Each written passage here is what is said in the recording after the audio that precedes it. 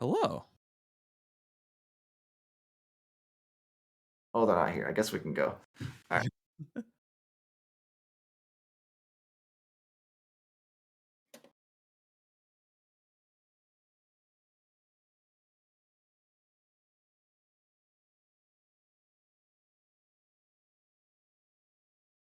Josh?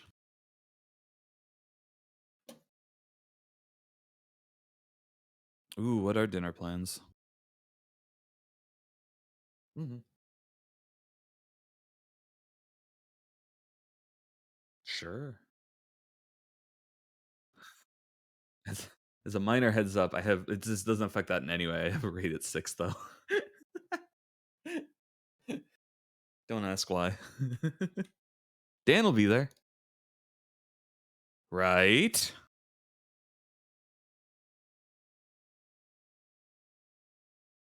He fucking better be.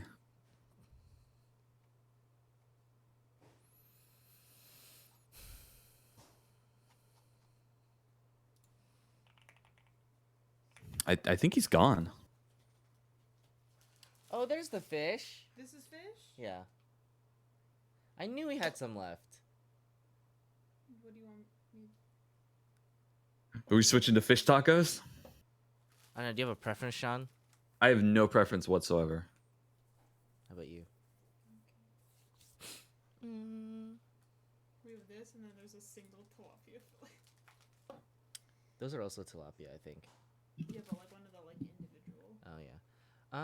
You know what? Let's do tilapia another time. Let's do chicken today. Okay. Yeah, it's a chicken day. It's a chicken day. Okay.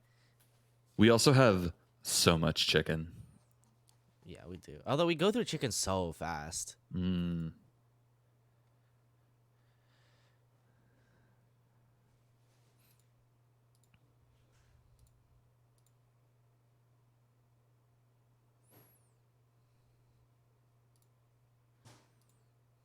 You want me to just defrost one of these? Yeah, we should be fine.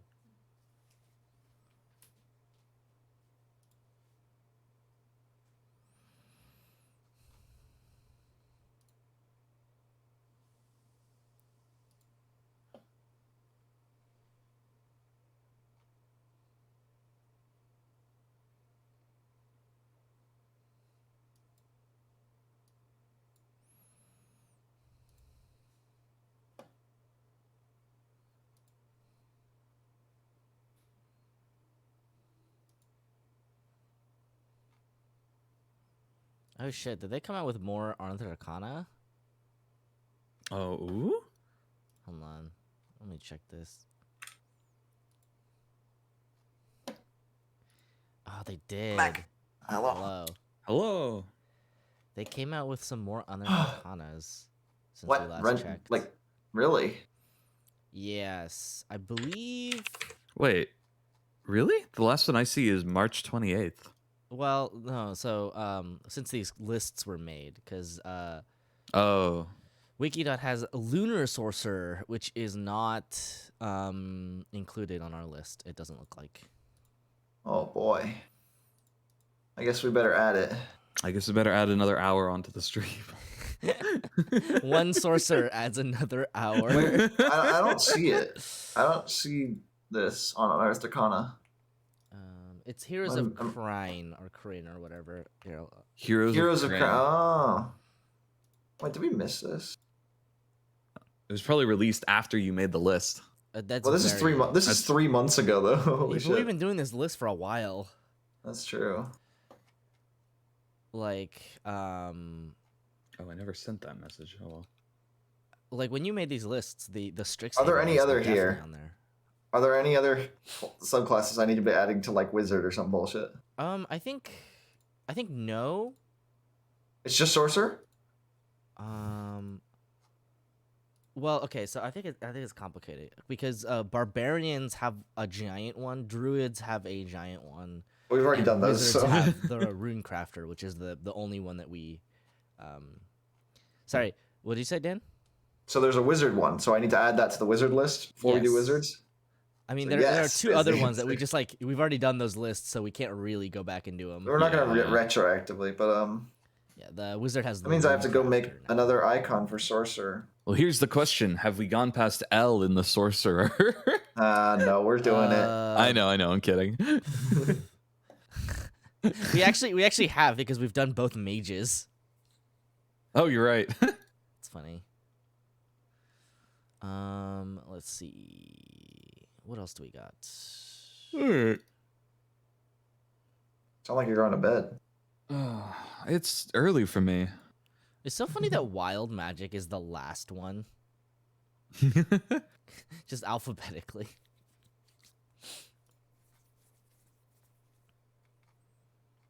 Okay, well, while Dan puts that together, I'll be right back. I mean, you can. We don't have to wait up. We're not going to start with Lunar. I think this is just an excuse.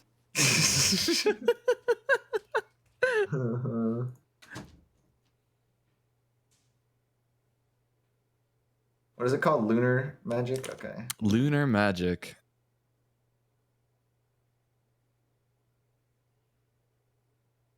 God, I thought it started with guidance for a moment and I got excited. It doesn't. Oh, that would be horrible.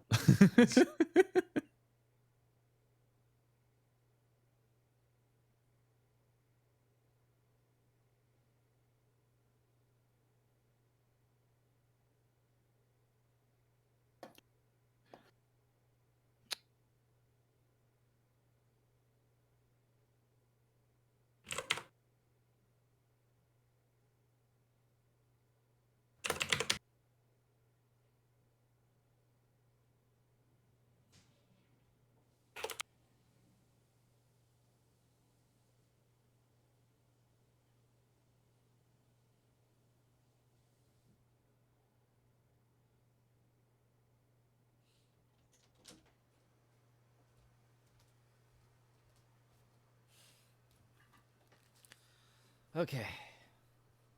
All right. So I guess we're starting with the lunar one, huh? Are we? Well, it's next alphabetically, right? Okay. Just let me know when you got. All right. Well, let me send you the Yeah. the PNG. Do I have to upload it? Well, otherwise you're gonna have to make a new list. How do I upload things?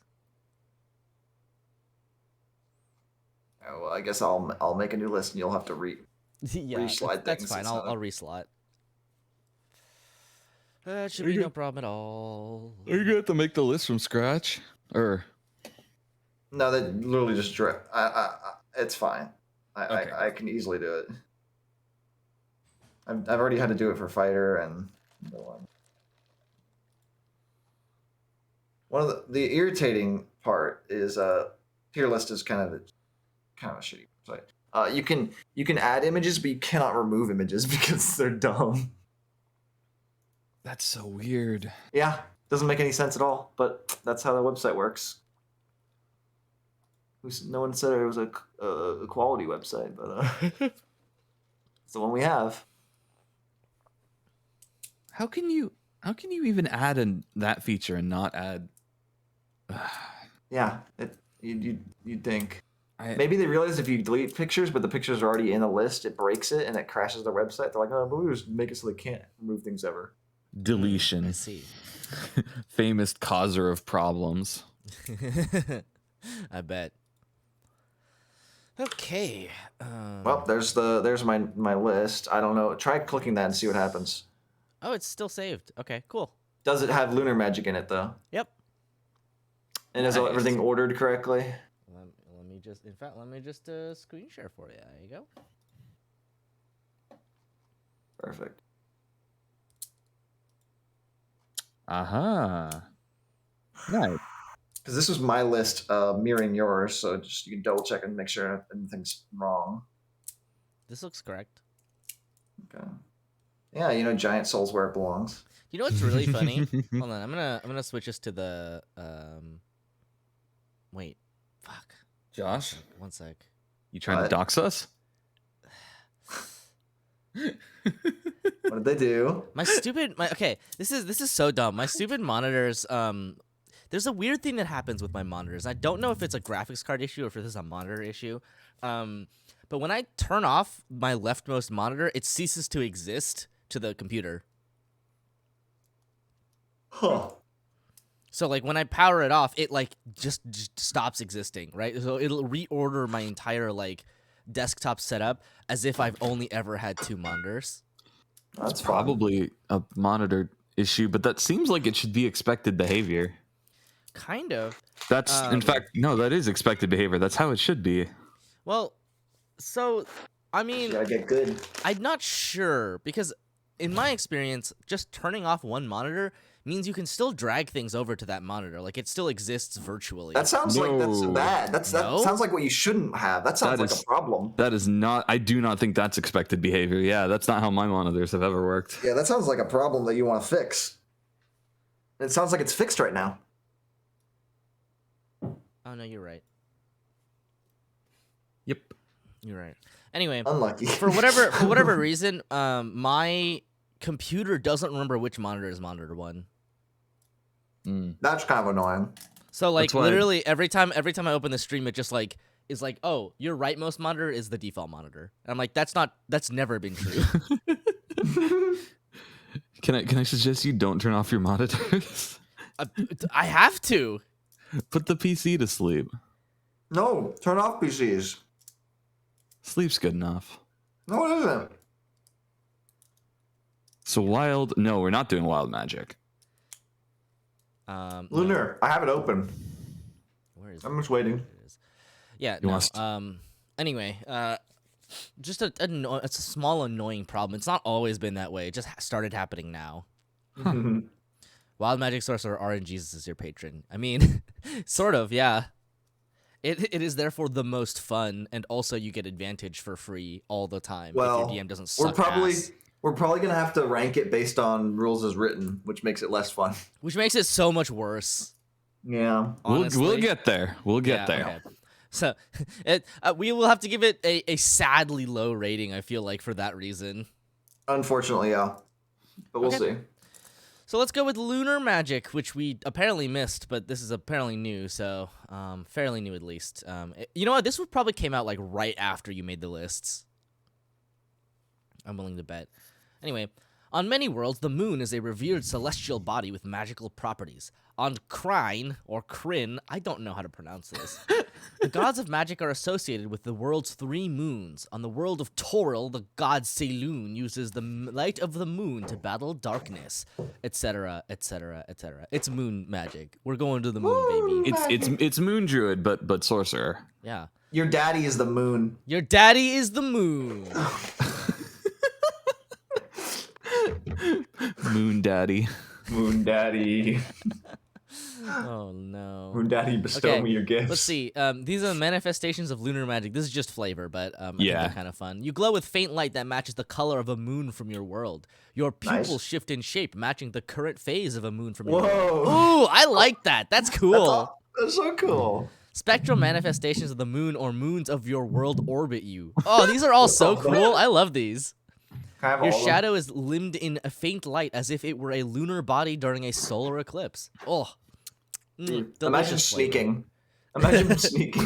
Hey, what's that? What the fu- Okay. Starting at first level, you call down the radiant light of the moon on command. You learn the sacred flame cantrip, which does not count against the number of sorcerer cantrips you know.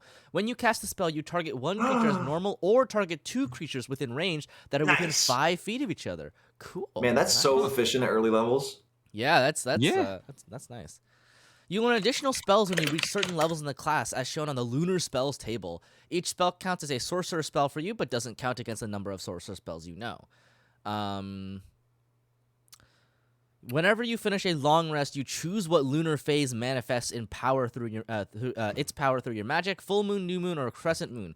While in the chosen phase, spells with the associated phase in the lunar spells table can be cast once without expending a spell slot. What? Ooh. Nice. Once you cast a Nice. spell in this way, you can't do so again until you finish a long rest. And you learn the spell, like you can cast it normally as well. Yeah, these so Yeah. basically you get to choose one of these on after a long rest, and then it just sticks with you. That's awesome. Let's look at the spells. Okay, cool. Yeah, and it looks like you can cast each one for free once per So long rest.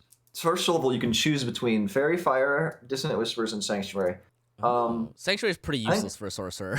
Yeah, Wait. I think Fairy Fire's probably Fairy the best Fire is choice probably here. the best one here.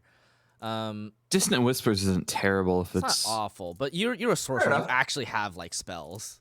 Mm-hmm. Yeah, Yeah, so those are usable. I feel like we can just go down one at a time. If you say so. Full Moon You gets get Fairy. all of them. Yeah, Fairy Well, Fire. you get one set at a time. No. No, you get all of them. Oh, wait, you get. Are you Oh, saying that's- you get no, 15 you're right, more you're right. spells? You get 15 more spells. Oh my The god! base sorcerer only gets like Whoa. 14. What?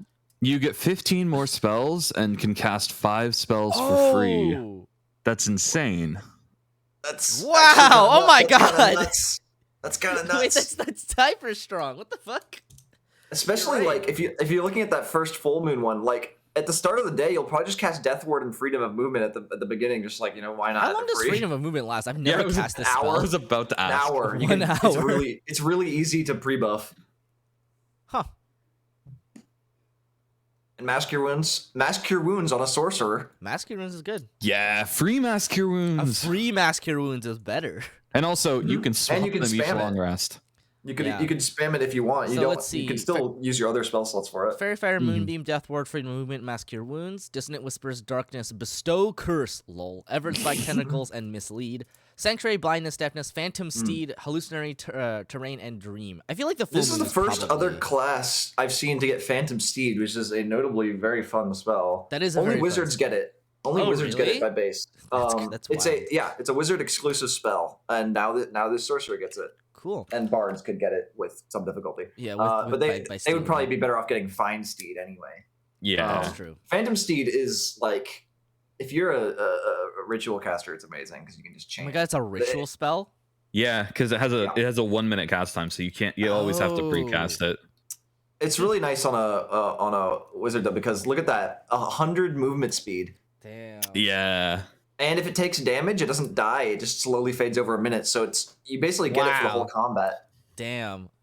That's pretty good actually. I will say I feel like the full moon spells is probably the set you'll be taking. Yeah. Just for from- general like use. From a glance, it is definitely the strongest. Yeah, for your free spells. Yeah, for your free spells. Yeah. I mean, Like you get these are all of spells them. you would want to be able to cast. You for have to free. choose. Also, Yeah. Just- 5 to be your free spells. Agreed. Just like being able to cast a 5th level spell for free once Right? per day is like feels I mean, really strong. To be fair, if it's a shitty spell, then it doesn't matter. But Mask Sure, Cure but is like pretty it's Mask Cure good. Wounds, right? It's And like the thing is, solid. you can burn all of your 5th level spell slots and still have this in your back pocket for when you really need it, which is Yeah. like super handy. Like that is the exact use case you would want. You can also- Mask Cure Wounds to be in your pocket for. I mean, sorcerers are great healers because they can quicken spells. Oh, that's true. Ooh. I didn't consider that, but you're They right. just never get healing spells usually. Usually, Mhm. yeah. Okay, cool. That's the So- first feature. Yeah. That's that's such a nutty. This is already Oh. this is already better than Clockwork Sorcerer. But that's why they don't have an additional first level feature. That's You know what? fine. That's fair. But That's that's very that's fair. fair. I mean, your additional first level feature is being able to cast a spell for free once per day. Yeah, Yeah, that's totally fine. Okay. At Remember, 6th level, Clockwork Sorcerer's first level feature wasn't that great anyway. that's also. It's a fun one though. I like it. Yeah, when you use it like once. Okay, starting at 6th level, lunar phases influence your meta magic. Each lunar phase is associated with spells of the following schools of magic. Full moon is abjuration and conjuration. New moon is evocation and necromancy. And crescent moon is divination and transmutation. Whenever you use meta magic on a spell from the lunar spells table, or a spell of a school of magic associated with the lunar phase you are in, you can reduce the sorcery points spent by 1, minimum 0. You can reduce the sorcery points spent for your meta magic a number of times equal to your proficiency bonus, and you regain all expended uses when you finish a long rest. And also at Wait. 6th level, you gain greater control over the phases of your lunar magic. As a bonus action, you can spend 1 sorcery point to change your lunar phase for a different one. Cool. Well, that's nice. Whenever you use meta magic from a spell on the lunar spells table, which is going to be more than half your spells, it's going to be most of your spells are on the lunar spells table. Yeah. or a school of magic associated. So this is going to be almost all your spells are going to get affected by this. To be clear. Yeah, I mean, I think there is an interesting sort of balancing act here because like abjuration and conjuration spells like are not that common on sorcerers, because a lot of them are like warding spells, which is the domain of like clerics and wizards. But evocation and necromancy, you trade out kind of a weaker spell list, but you can basically quicken anything for free, right? Real quick, it doesn't actually explicitly say, does it? Which one? Or down there it says associated with the lunar phase you were in. We actually, I don't know if this is related. We slightly misinterpreted, or maybe I slightly misinterpreted that first phase. You can cast one of those spells for free, not all of them once. Really? Yeah. Once you cast a spell in this way, you can't do so again until you finish a long rest. Oh, that's still really strong. Because I was thinking, can you just swap your lunar phase to the next set and cast those for free? So it just applies in general. Yeah, that makes more sense. So you only get one free spell, but Okay, that's a lot weaker. But that's a lot more balanced, honestly. Yeah, it makes a lot more sense. Rather than just giving them a free spell slot from every level. Yeah. Shit, that would be nuts. It's still really strong though. It is. It's whenever you cast. Look at their first level. Their second first level feature is just cast one spell for free. Yeah. Yes. One of these spells for free. And you get a buffed sacred flame, a sacred flame of AoE. Oh, that's right. That's the other. That means your choice on the start of the day doesn't matter that much. No, it doesn't. So, which is good because that means this 6th level feature actually comes into play more potentially. Yeah. On what you're casting. Because this well, this is actually going to affect pretty much all your spells anyway. Because let's see, at 9th level, sorcerer. How many spells known does a base sorcerer know at 9th level? I would love to be the sorcerer that's just like the vibes are off today. I can't cast spells. Sorry, guys. At 9th level, a sorcerer knows 10 spells, but this sorcerer knows 25 spells. Oh my god! So Jesus already, Christ. Assuming all 10 of their spells, like that they pick normally, do not apply to this feature, still 60% of their spells apply to this feature. You're going to have other spells that you chose that are going to apply to this feature. Yeah. And to be fair, not all of these spells are the ones you're going to want to be casting, but some of them definitely will. They're not all winners, but compare this to but not all losers, and you have 25 spells to their 10. What is the spell slot like? What is the meta magic sorcerer point cost for quickening? Is it 1 or 2? 2. So you get to do it for 1. Yeah. I was thinking the other thing you can do is just do the one where you re-roll the low rolls on your desired spell, and that one is free. Yeah, God. If you pick evocation, your fireball re-rolls are free. At 6th level, you get 3 uses before you have to take a long rest. That seems pretty adequate, honestly. Yeah. And by the time you're at it's 3 sorcery points, which is the way nice. you can look at this nice and easy is just you gain sorcery points equal to your proficiency bonus. That's it. Yes. Yeah. Exactly. Which is good. It's great. I like it. Also, you can limited. swap. You can swap your lunar thing, which is nice feature. Nice.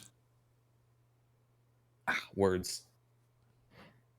Yeah. All right. The other 6th level feature is kind of meh. It's just kind of whatever. If you really need to swap on the It's fly, a nice option, I guess. You're like, oh wait, I thought we might have wanted bestow curse today, but shit, we're all dying. Let's switch to some mass cure wounds and then heal everyone. I mean, that's honestly pretty good. Like if you haven't used your like lunar spell for the day and you really need that mass cure wounds, it means you always have access to it as long as you hold on to a sorcery point. Well, Or if you misjudged and you're about to you're about to cast several fireballs, but you're not in the right one to get your lunar bonus. It's worth spending a sorcery points to switch to the fireball based meta magic that gives you evocation to New Moon, and then you save that sorcery point a moment later when you reroll. for the Right. evasion and then you spells. just Nice. reroll it. Yeah. So pretty good. 14th level, let's see. You gain the following benefit associated with the phase whenever you choose a lunar phase. Full moon, you shed bright light in a 10-foot radius and dim light for an additional 10 feet. In addition, you and creatures of your choice have advantage on saving throws while within the bright light you shed. All saving throws? Okay, never mind. You're always in full moon. Oh wait, no, you're not. Wait, Well, the okay. The other two have to yes, be you nuts. Yeah. Oh. New moon, you have advantage on dexterity stealth checks. In addition, while you are in dim light or darkness, attack rolls have disadvantage against you. That's also really good. Hold on, they already had that though. No, not dim light. Okay. That is Crescent good. moon, you have resistance to necrotic and radiant damage. You're never going to use this one. I still think the first one's by far the best because on a normal sorcerer, like if you're optimizing a sorcerer, you're a squishy that does massive big spells. That being said, you still have to be within 10 feet of your allies. No, but this is for yourself. Oh, for yourself, yeah. Yeah. And then you just go chill by your paladin, and it doesn't fucking matter. It doesn't matter if they hit you all with the AoE when you all have a plus a billion to your save and advantage. Even assuming this didn't affect your allies and it only affected yourself, it's still nuts. And it's still probably the best choice here. How does this work in worlds with multiple moons? Well, you're choosing this for yourself. It's not based on the actual position of the moon.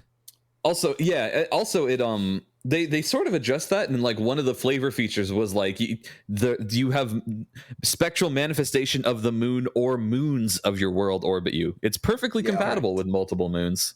Yep. Yeah. You draw power from one and or all of them. Like on the setting that this is based off of, the gods of magic are associated with the world's 3 moons. So so it comes from it's baked in there. Man. Okay. Advantage on all saving throws forever. Multiple moon daddies feels good. Yeah, I agree. All right, at 18th level, your lunar phase magic bursts. As a bonus action, you can tap into a special power of the lunar phase you are currently in. Alternatively, as part of the bonus action you take to change your lunar phase using your waxing and waning feature, you can immediately use the power of the lunar phase you're entering. Cool. That's convenient. I like that. Full moon, you radiate intense moonlight for a moment. Each creature of your choice within 30 feet of you must succeed on a constitution saving throw against your spell save DC or be blinded until the end of its next turn. In addition, one creature of your choice in that area regains 3d8 hit points. Cool. It's a bonus action. It's a bonus action. It's a blind. Oh, yeah. It's good. New moon, you momentarily emanate an oppressive gloom. Each creature of your choice within 30 feet of you must succeed on a dexterity saving throw against your spell save DC or take 3d10 necrotic damage and have its speed reduced to 0 until the end of its next turn. In addition, you become invisible until the end of your next turn or until you make an attack or cast a spell. Cool. Wow. Crescent moon, you slip through light and darkness. You can magically teleport to an unoccupied space you can see within 60 feet of yourself. In addition, you also gain resistance to all damage until the start of your next turn. Whew! Nice. Once you use a phase's bonus action, you can't do so again until you finish a long rest unless you spend 5 sorcery points to use it again. Some of these are very worth spending 5 sorcery points. Yeah, okay. Oh, yeah. And sorcerers have no problem casting a spell and doing this because it's a bonus action. Even if it wasn't a bonus action, they'd be fine. And in fact, it's more efficient for you because you can reduce the cost. Yeah. Not of this, I don't think. But like, No, you can reduce the cost of like quickening a spell, for instance. Yeah. Or like what is it called? If you want to cast Fireball and use one of these bonus actions, you can basically re-roll the extra damage for free. True. This is really good. So just to sum up, your 3 choices are AoE blind on a con save, which they'll probably succeed, and you heal someone. But it's AoE, Get someone up. Get someone up, or AoE and make them. And if they fail, are they all con? No, con save and dex save, and you become invisible, which is amazing. Or you teleport, which is amazing, and get resistant. What the fuck is this subclass? Man, this is The fun. subclass is ridiculous. It's also really, really flexible because you can change so readily. Mm-hmm. Yeah, I sort of just read this as you could do any of these whenever. Yeah, I mean, the thing is, like, they have costs associated with them, but they're, like, not really that prohibitive, to be honest. Yeah. And, like... You effectively have the most sorcery points of any sorcerer subclass we've seen. Right. It like, compensates for the fact that you'll be using sorcery points to, like, improve your flexibility, and then it rewards you if you just guessed correctly, but it doesn't punish you that hard, really, if you didn't. Mm-hmm. And like these are pretty powerful abilities. A lot of them can only be used like once per long rest. Well, okay. The 18th ones can only be used once per long rest. The rest of Without them high are, cost. Yeah. But because they're so flexible, you can basically choose from whichever one you want, which is really powerful considering how broadly useful most of these are. I think we gotta compare this to Clockwork Sorcerer. Yeah, I feel like it's I don't think this will stronger. be hard. Go to the tier list. Let's see. Well, it's gonna be hard if it needs to be a tier above Clockwork Sorcerer. Oh, and then we're running out of real estate again. Because remember we have Mage of Quandrix up there with Quandrix Soul. We don't even. We were conflicted about them in S. We're like, do we drop Clockwork down to A and put this in S? I don't know, man. But like, what about Mage of Quandrix? What was that one again? Oh, this is the downside to doing them across 2 weeks. Fuck. Fuck. Mage gotta of open up Quandrix. Let's see. This one. Oh god, this was so complicated. You get spells. Oh no, it actually had good features. That's right. One of them was a teleport feature. Have fun. I think you didn't even need to tell me it was Bo. I would have known. I think has Bo played every single moon/star based class, because I would be confident to say, I would be confident to assert that just knowing her. Listen, if I was gonna play a sorcerer, I might have to be this one. Listen, I 100%. I love this stuff. I love the moon stuff. The null equation. You get to move enemies. I remember this now. Oh, Okay. I think funny. I seem to recall us putting Clockwork Sorcerer as slightly better than Mage of Quandrix, though. Yeah, I think so. we did. We did, and that's why it's ordered. But we did it based on spell choice, right? All right, Because boys, the we're Clockwork hydrating. Sorcerer. Clockwork Soul had Wall of Damn it, Force. she. Oh no. Oh yeah, that's right. Yeah, Clockwork Soul gets the fucking big boy spells. I'll be right back. Is Lunar Sorcerer better? I mean, you just get so many spells, and your abilities are all like really good. I think it is. Yeah. I think It's also just like you're just kind of stacked, right? Like it's not even that you get like one good like feature in a level. It's like you get like 2 like pretty decent features in a level. Like you get like one good one, and then you get one like just quality of life one, which is like nice. Sometimes they give you the quality of life one, and then the main ability sucks ass. I do think Full Moon on 14th level is kind of insane. Just like that's such a high power level thing to get advantage on 6 different saving throws. Just all saves, yeah. Yeah, that's. I mean, what would you pay for that? That's like 6 feats. Right? It's 6 feats, but you can't even do it because I'm back. It's true. It's like the equivalent of 6 feats, but it also applies to your allies next to you. Yeah, because like if you're taking a advantage to be like about a +5, right? Yeah. Proficiency only really gives you +6. At most, at this level, it's only +5 at 14th level. And then and then like you can't even get proficiency in all saving throws unless you're a monk. Yeah. So I would say that this is pretty powerful, and it's like it's also one of those things where it's like even if it's not necessarily just for you, even if it was just for you, would be good. But because it's for anybody within 10 feet of you, like that's just super super strong. Yeah, I think even if I don't even think you say good if it was just for you. I think it would be fantastic if it was just for you, and it's way better if it's allies too. What would you even do with 3 chugs? No. I think I would die. I think I would literally not exist anymore. Oh god. I have an empty water bottle and a 2/3 empty water bottle on my desk. This is why you only drink out of small containers when streaming. I see. Too bad I've got this 40-ounce water bottle now. Mm-hmm. This thing was an amazing purchase, by the way. I've gotten so much value out of it. I loaned / gave my other one to Steven because his is missing. Oh, sad. So, I mean, God, now I have to look at the favored soul. Are we? I missed a little bit of this, but I think I got the gist. My one concern is that I actually think this is a little bit weaker at lower levels. Yes, but not, okay, I will say this. Yeah, that's kind of what I was thinking too, which is that like your features are generally pretty good, but the fact of the matter is like you really come online at 14 and 18, which are super late. Otherwise, you're basically just a sorcerer that has more sorcery points and more spells, which, I mean, makes you good.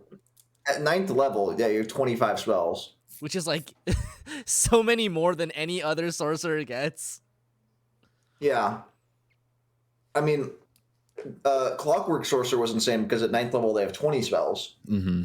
Well, they also got good spells, is the thing. A lot of these spells are kind of eh. True. Yeah. Some of them are good, though. Some of them are really good. And Clockwork Sorcerer can switch around. So basically, all 20 of Clockwork Sorcerer spells will be desirable in some way. How many of these spells do we think are going to be, like, never used? I feel like at least half. Like, I think Mislead, Dream, Lucid... some of these might be stretches, but... Straight. I think... God, Armor's figured out the hydrate button. Fuck me. I think about 7 of them you would probably use almost never, which means you're effectively at like 18 spells compared to like Clockwork Sorcerer's 20. So yeah, Clockwork Sorcerer actually is stronger until 6th level, and then we can compare them again. What is Clockwork Sorcerer? Oh, Clockwork Sorcerer gets nothing at 6th level. It had basically no 6th level feature. 6th level.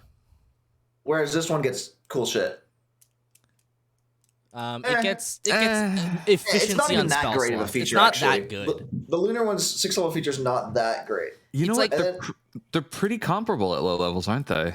Yeah, I think that's probably true. Huh. And then at 14th level, Clockwork Soul gets a decent one at 14 and a strong one at 18. This one gets a strong one at 14, like a very strong one at 14, and also a strong one at 18. They might just be the same tier. Yeah, I think they are. I think it's better, but I'd be completely on board with that. Yeah. Like put it to the left of Clockwork Soul because we do think it beats it out long term, but. Oh, I forgot to bring this up earlier. It takes so long for it to be that. If you actually. pay attention to this tier list, it spells an F. Look at this. Oh, that's perfect. Oh god, this is so I gotta go funny. Get more water now. Okay, should we take a little water break so we can all get water? No, I just took my water break. Okay. I'll be right back. F for fuck.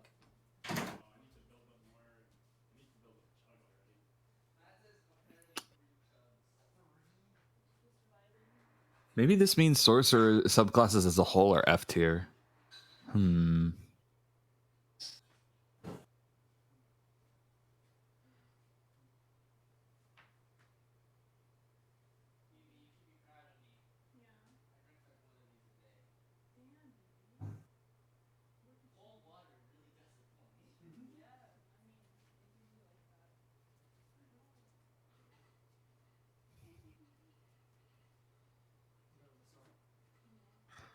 Are they though, Mads? They might be. I mean, there's no real way to compare them between classes, but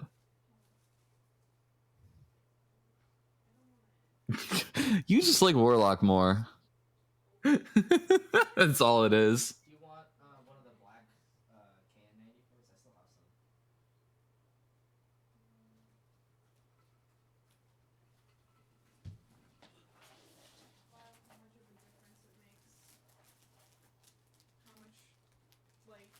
Obviously I'm still gonna be safe in public, but wild how much safer I feel being in public in California versus in Texas.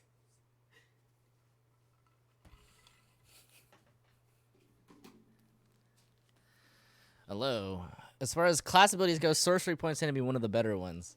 I think that's probably true. I love flexibility, and sorcery points do that. I think that's the thing, is that they're really, really flexible. And the only thing that might be cooler and or more fun is Warlock Eldritch Invocations. God, Eldritch Invocations. My God, I've played so many Warlocks just because of the invocations. There's so much you can do with them. They're so fun and nice. Wait, what are we talking about? Eldritch Invocations. Oh yeah, they're wonderful. Okay. I said something along the lines of, does this mean that collectively sorcerer subclasses are F tier because of the shape? And then Mads was arguing that they're definitely worse than Warlock. I don't even Mads know if has no bias. I don't. Yeah, I don't even know. Said. I don't even know that's true because like I would say that I think Warlock's like base features are like really good just because of invocations, but like Sorcerer subclasses kind of give them a lot to work with from what we've seen. Like the difference between a lunar magic and a giant soul sorcerer is just insane. It's pretty substantial. Yeah. Insane, yeah. It feels like the because like I think there is a variable amount of power that each class gets from its subclass. I feel like a lot of rogues didn't really get a lot out of their subclasses on average. Like obviously the ones at the higher end were really strong. What other class was like? Didn't. Yeah, I feel like get much druids didn't get sometimes. like that much, honestly. Paladins don't get that much either. Paladins like get nothing. This is base paladins where you're going. Base paladin is like 90% of a paladin's power. It's true. And then level 1 through 19, paladins are like largely the same. But And it then feels level like 20, they get some pop-off ability or it something. feels Yeah. like looking at sorcerers, like a solid, like anywhere from I would say like 30 to 60% of their power is coming from their subclasses, and I think that's largely just because for a lot of at least the newer ones, 60% of your spells come from your subclass. You're getting more spells from your subclass than not. What the fuck? Yeah, it's like really sorcerer is changed their mind. incomplete. They really changed their mind on sorcerers. God, yeah. It's because they realized wizards were just better. Yeah. All right. Well, let's move on. I don't think we should alter with the tier list any further. We can discuss it later if need to. Sure. Mhm. It's Phoenix Sorcery time, right? This was something I loved to theory craft with, and I played one once. Oh God. Okay. Well, let's read it. At first level, you gain the ability to start fires with a touch. As an action, you can magically ignite a flammable object you touch with your hand, an object such as a torch, a piece of tinder, or the hem of drapes. Obviously, that's just a ribbon ability. It's just flavor. But it's fun. I mean, you'll probably have Firebolt anyway, so it's not like it matters. It's just more subtle, I guess. It's just more subtle. You're just like, oh, it seems the house that I leaned against is on fire. It is the difference between being like a crazy person who uses like a blowtorch to light candles and like somebody who has a lighter. Yeah. Someone just does it more subtly. Mantle of Flame. Starting at first level, you can unleash the Phoenix Fire that blazes within you. As a bonus action, you magically wreath yourself in swirling fire as your eyes glow like hot coals. For 1 minute, you gain the following benefits. You shed bright light in a 30-foot radius and dim light for an additional 30 feet. I always love the ones that turn you into a candle. This one glows so much more than the rest, though. Oh, yeah. Any creature takes fire damage equal to your charisma modifier if it hits you with a melee attack from within 5 feet of you, or if it touches you. Okay. Whenever you roll fire damage on your turn, the roll gains a bonus equal to your charisma modifier. Yeah. Oh. So. Oh. This is the core feature of this subclass, which is basically you can have the trolley thing where you just cast a whole bunch of thorn spells and like touch me, lol. But mainly it's the. You're not about to say Scorching Ray, are you? It's just, yep. I told you, Scorching Ray. Last time I previewed just it. It's the Scorching Ray. Free, like 12 to 15 damage at first level. Scorching Ray is your core feature of this whole subclass. That really? Man. How are we gonna rate? Okay, we'll get there. The problem is with the subclass is this is for 1 minute once per day. If once per day. Oh, yeah. Okay. Oh, that sucks. Which actually is quite a problem with this subclass because you're very powerful for one combat a day. Yep. And then beyond that one combat, you're largely just a sorcerer with nothing. Let's see what the rest of it gets. What a weird power. Okay. Starting at 6th level, the fiery energy within you grows restless and vengeful. In the face of defeat, it surges outward to preserve you in a fiery roar. If you are reduced to 0 hit points, you can use your reaction to draw on the spark of the phoenix. You are instead reduced to 1 hit point, and each creature within 10 feet of you takes fire damage equal to half your sorcerer level plus your charisma modifier.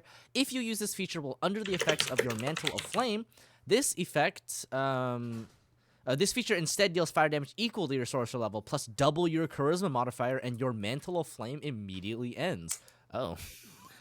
Once you use this feature, you can't use it again until you finish a long rest. Wow, that's that's a considerable spike in damage, but but then you don't have a choice, and it's bad after that. It's also it doesn't have friendly fire protection, and you're at 1 HP, so the next hit's just gonna knock you down anyway.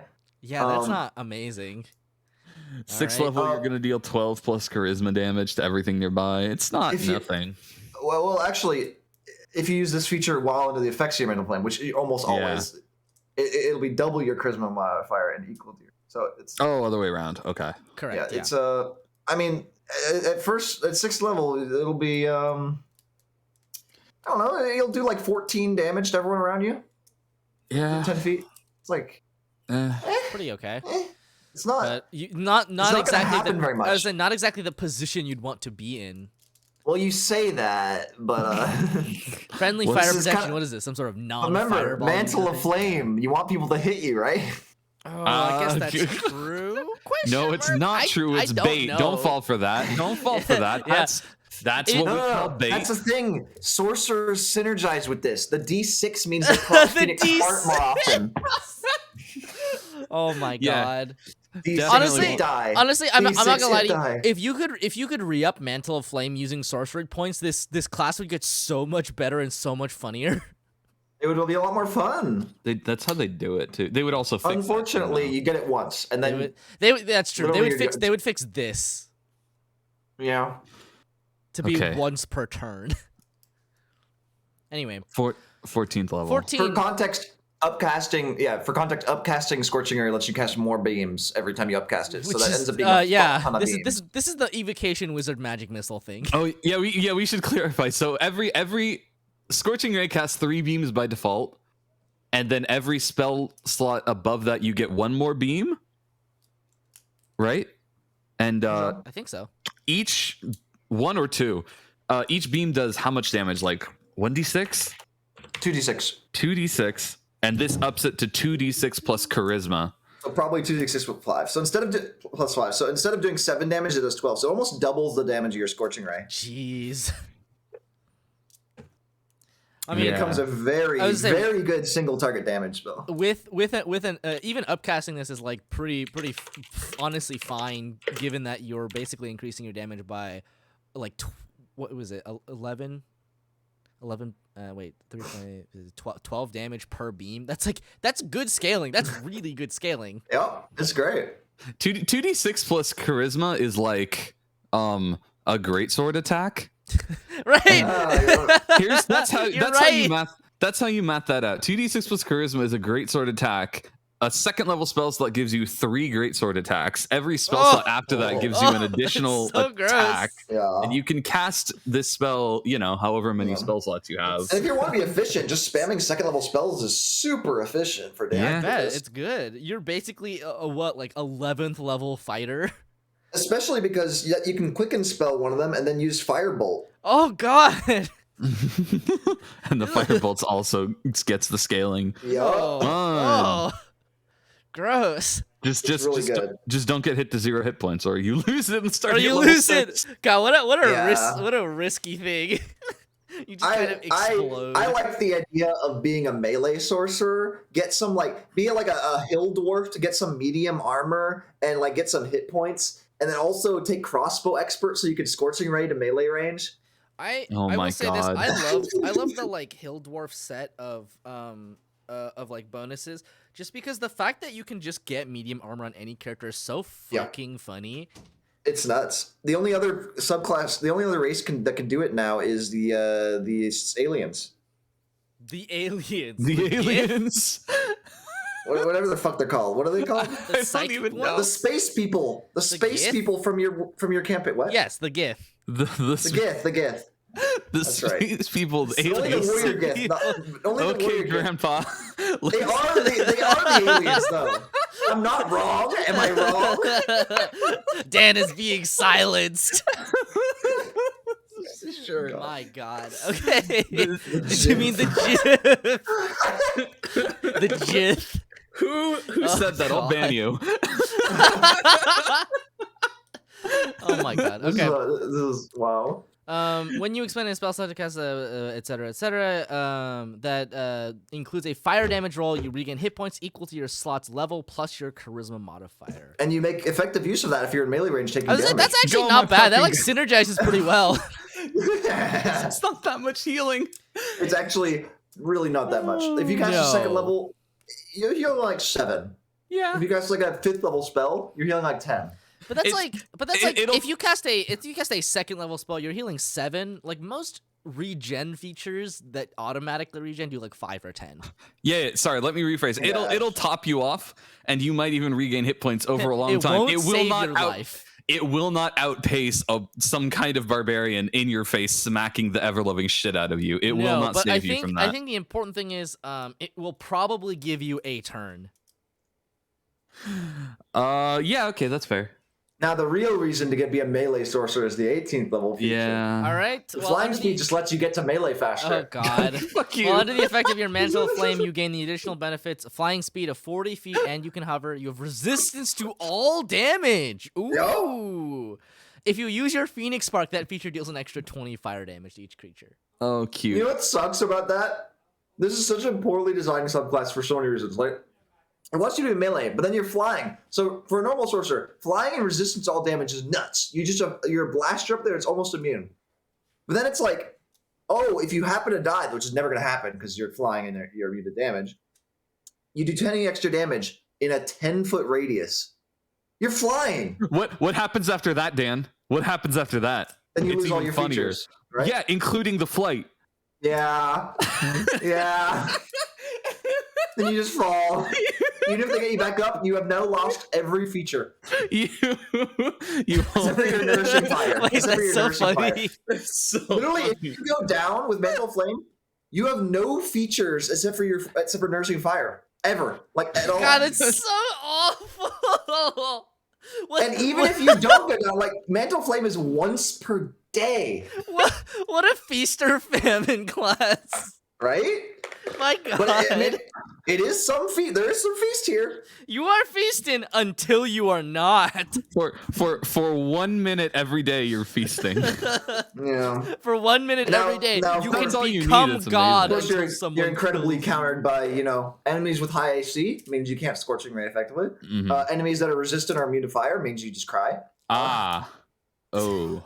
No, Oh, they yeah. give them Fire anything resistance for that. immunity are very common. Second most common in the game behind poison. Second most common resistance and immunity. Yeah. Huh.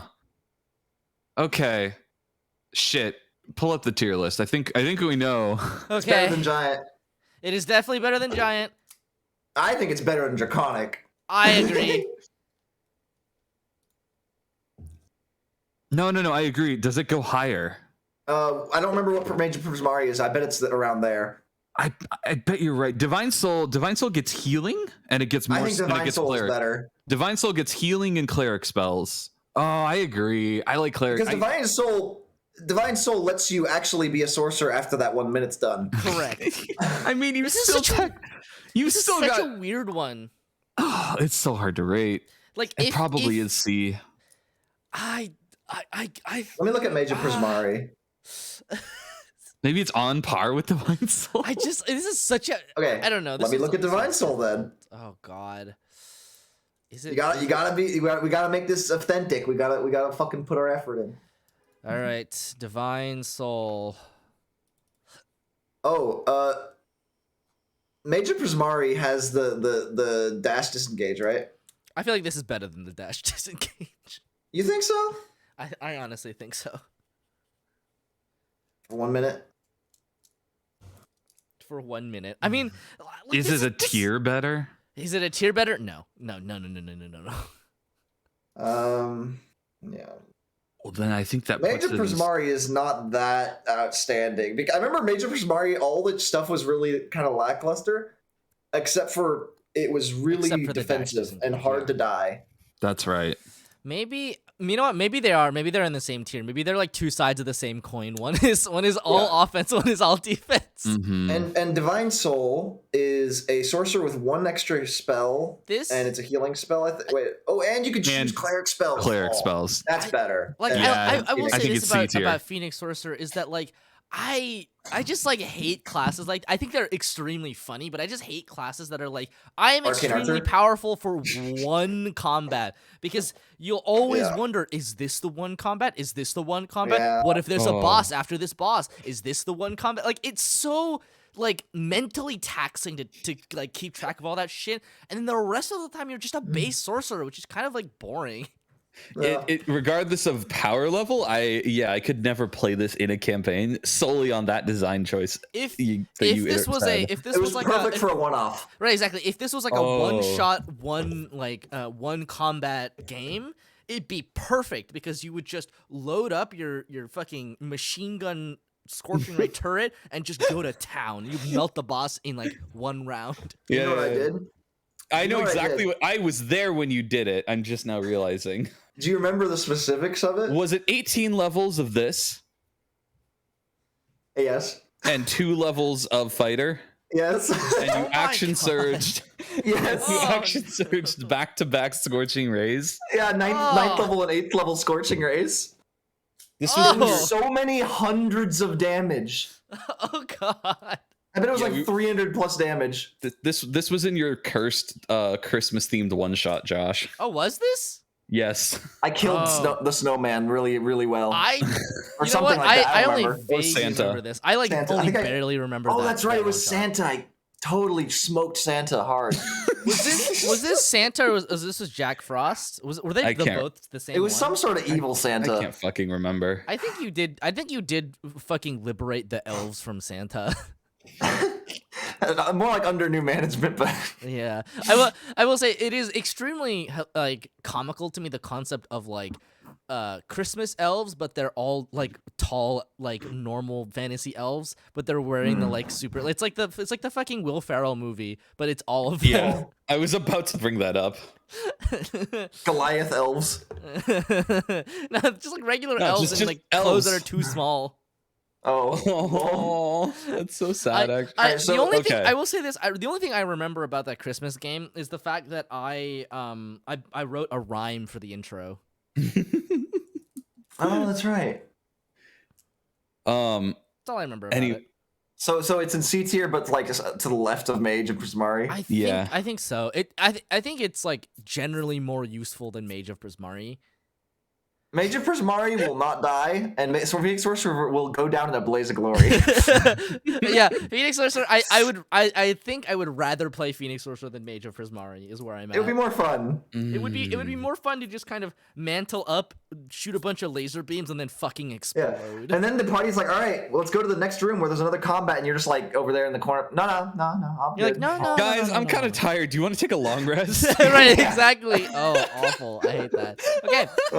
Psionic Every Soul. combat afterwards. Do you want to take a long rest?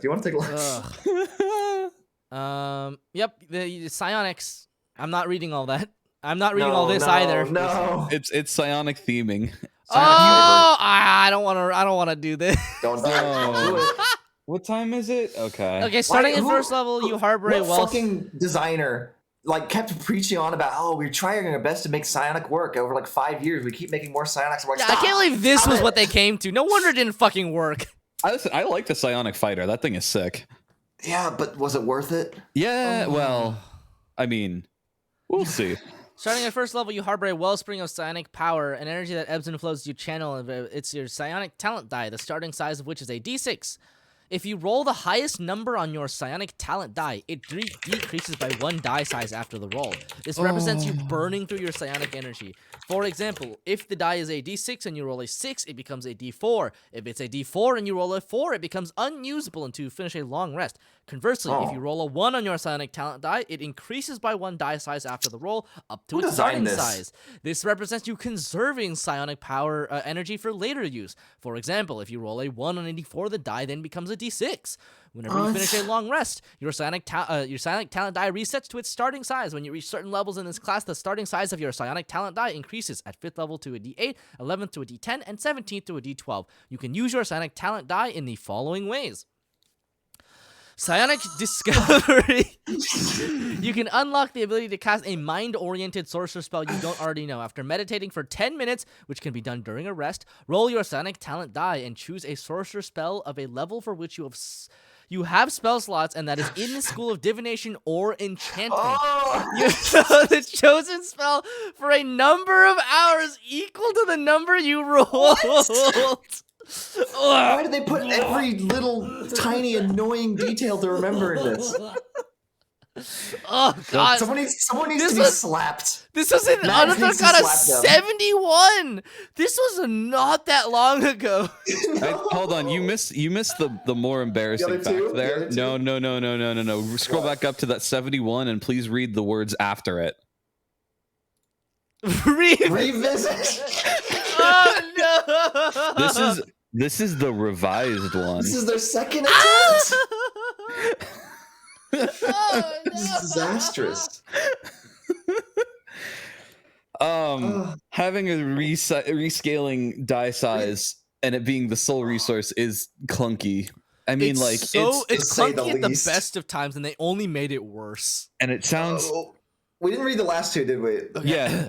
We'll get back to Psionic Discovery. Maybe the other two are amazing. Psychic Sorcery. Whenever you cast a spell, you can use your mind to form it rather than relying on words, gestures, and materials. To do so, roll your Psionic Talent die. The spell then requires no verbal component, and if you roll the level of the spell or higher, the spell doesn't require somatic or material components either. Like, this is mechanical good, but why the fuck would they make it work this way? Can we just throw this in the dumpster? Yes. Maybe the third one is okay. So we should be very clear here. I guess. Okay, hold on. There's one caveat to this. Is this good? No. Okay, wait. Psychic Sorcery is more subtle spells, but it's not reliable and it's annoying. It's more subtle spells, but it's worse at subtle spelling. So that's the thing, right? It'll occasionally still require somatic, but you won't be able to know. So you're like, I'm gonna subtly do this. Oh shit, my arm started waving. Fuck. Like. What? Like you can't stop casting the spell if you realize you didn't roll right. Yeah, it's an inconsistent feature that base sorcerer gets anyway, with one exception. The spell doesn't require material components either. Yeah, and that includes consumable, according to my reading. So if you're using a spell that has a consumable component, which are pretty fucking rare, and I don't even think sorcerers get that many. Sorcerer, do they have any? If they get access to Find Familiar, that's a first level spell, so it'll never cost that 10 gold. Yeah, nope. That's not a consumable one, though. If this was honestly, it is. Oh, really? Find Familiar, it goes away the 10 gold every time, I think. As annoying as this feature is, if this feature alone was on a wizard or a cleric, it would be good. But because it's on a sorcerer, it's bad. You mean in the fact that there aren't very many spells they have that are worth reducing the gold cost of? Yeah, and you're realistically not really going to be hurting for subtle spells anyway. It's already such a niche option to have. Yeah. And it's an option that you have as a sorcerer. You never want to make your subtle spell have a 50-50 chance of failing. Right, exactly. It's there's no point to the subtle spell. You're basically just I'm going to take a 50-50 on my subtle spell working.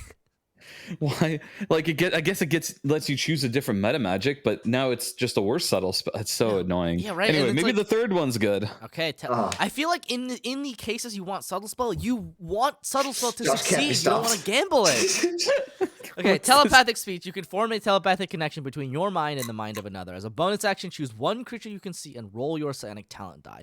For a number of hours equal to the number you rolled, you and the chosen creature can speak telepathically with each other while the two of you are within a number of miles of each. Stop! Stop it! Stop stacking the numbers! Stop it! Oh my god! There's so much to keep track of here. This class requires its own spreadsheet. Stop! Oh my god! Listen, I know they thought they were being clever with this, and they thought they were being efficient. This is the opposite. This is the opposite of being clever or efficient. This is just a. You know, some features like no one ever has to go look up the rules of like Paladin Divine Smite. You're gonna have to look up these rules every single time you use them. God, this is awful. This is not intuitive. This is painful. And it's not memorable. Like it's not. You can't remember these numbers perfectly every time. It's like, ugh. Okay. Let's see. To understand each other, you must speak mentally in a language the other knows. The telepathic connection ends early if you use this ability to form a connection with a different creature. Okay. All right. That's All right. Yeah, there was another sorcerer that also had telepathic speech, and we were kind of like limited telepathic speech.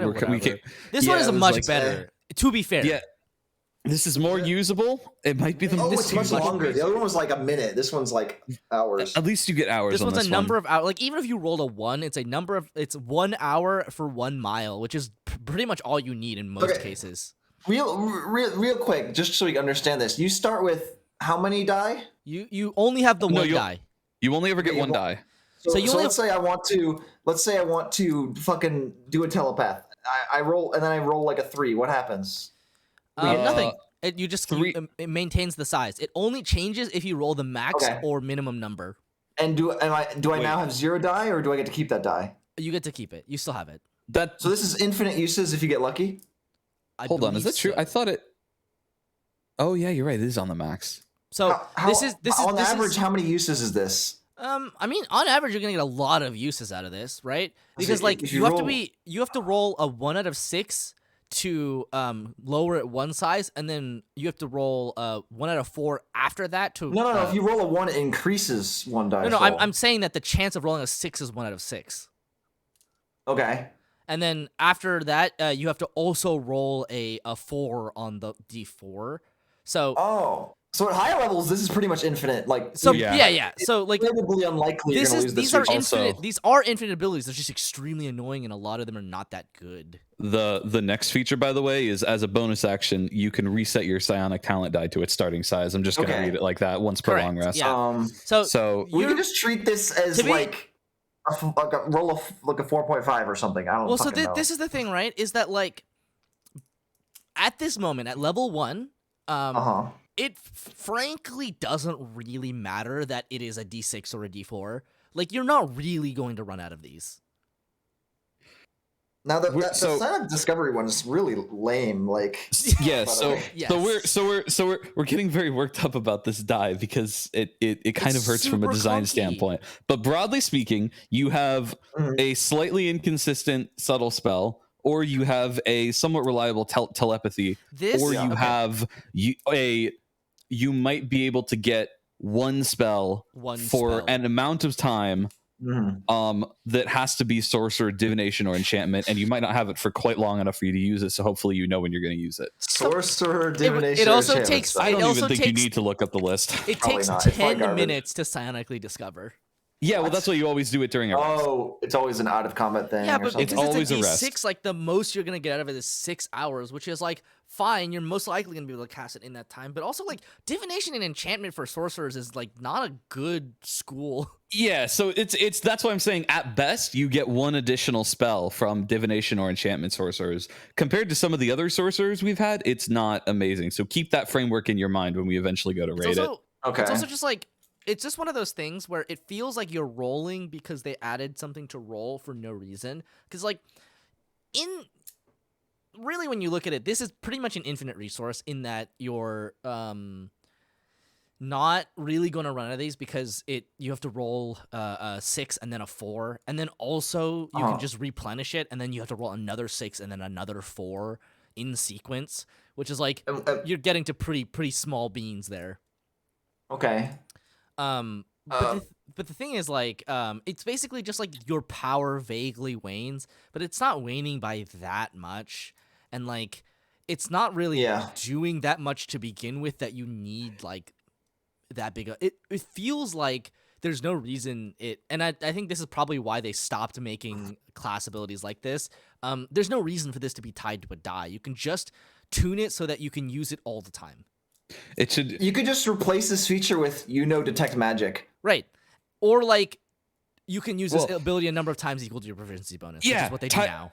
That's what they do with all the new subclasses. They tie it to either your proficiency bonus counter or a double proficiency bonus counter of some kind. It's not a convoluted die that you roll and may not you can subtle spell. It goes up or it goes down. You have to keep track of what. Like, this is obviously easier if you have a physical die set, right? You can just keep it in front of you. But also, like, I don't know. That's like so much bookkeeping. The Psionic Discovery thing does actually it'll let you choose, like, it'll let you replace like maybe like 2 of your spells that you would have done utility, like a detect magic and like a hold person or something, and replace them with something else, because you're like, okay, maybe I'll just prepare it and later be able to cast that because I don't need that often. But that's like really clunky and not even that good. That's like maybe 2 more spells, and then other subclasses like here have 15 spells. Yeah, I mean, definitely compared to the more recent ones, it's like it's a nothing class. I guess you can choose more than one. Potentially? Anyway. Is there something stopping you? Just 6th level, please. God, we need to get through this. Yeah. You have learned to channel additional psychic energy into your spells. Immediately after you deal damage to a creature with Sorcerer spell for which you have expended a spell slot, you can roll your Psionic talent die and also deal psychic damage to that creature equal to the number rolled. You can deal this extra damage only once per turn. This is like the fact that if that was limited, that would be really meh. But the fact that they could practically do that infinite times is kind of amazing.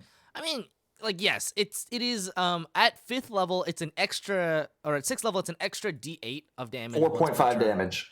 Sorry, it's which may go up and down. Wait, it's 12.5. What? 4.5. I said 4.5. Oh, okay. Sorry, I misheard you. Yeah, I mean that's obviously good. It kind of sucks a little bit because it's one creature instead of any creature damaged.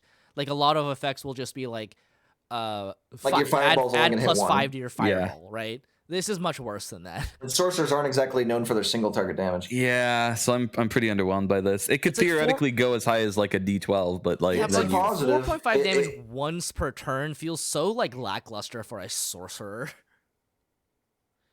Like, numerically, it's okay.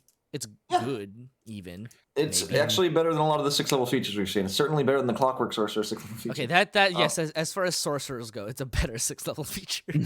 Yeah, I don't think this is bad at all. It's just not outstanding. I don't think it's level, good. As a bonus action, you roll your Psionic talent die and spend 1 or more sorcery points to magically transform yourself for a number of hours equal to the number rolled.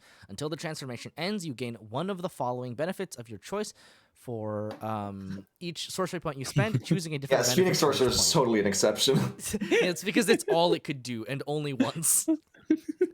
Phoenix Sorcerers could do some AoE with Fireball. Like, 5 extra damage on your Fireball is like almost 20% more damage. It's true. You can see any invisible creature within 60 feet of you, provided it isn't behind total cover. You gain a flying speed equal to your walking speed, and you can hover. You gain a swimming speed equal to twice your walking speed, and you can breathe underwater. Your body, along with any equipment you're wearing or carrying, becomes pliable. You can move through any space as narrow as 1 inch without squeezing. So we add another sorcerer to the list of 14th level flying sorcerers. Yeah. Yeah. So this basically at 14th level you can fly. That's it. That's really it. That's it. Yeah. Everything else is kind of meh. See, occasionally you want to see invisibility. Yeah, occasionally. Yeah, I'll grant you it's a little niche.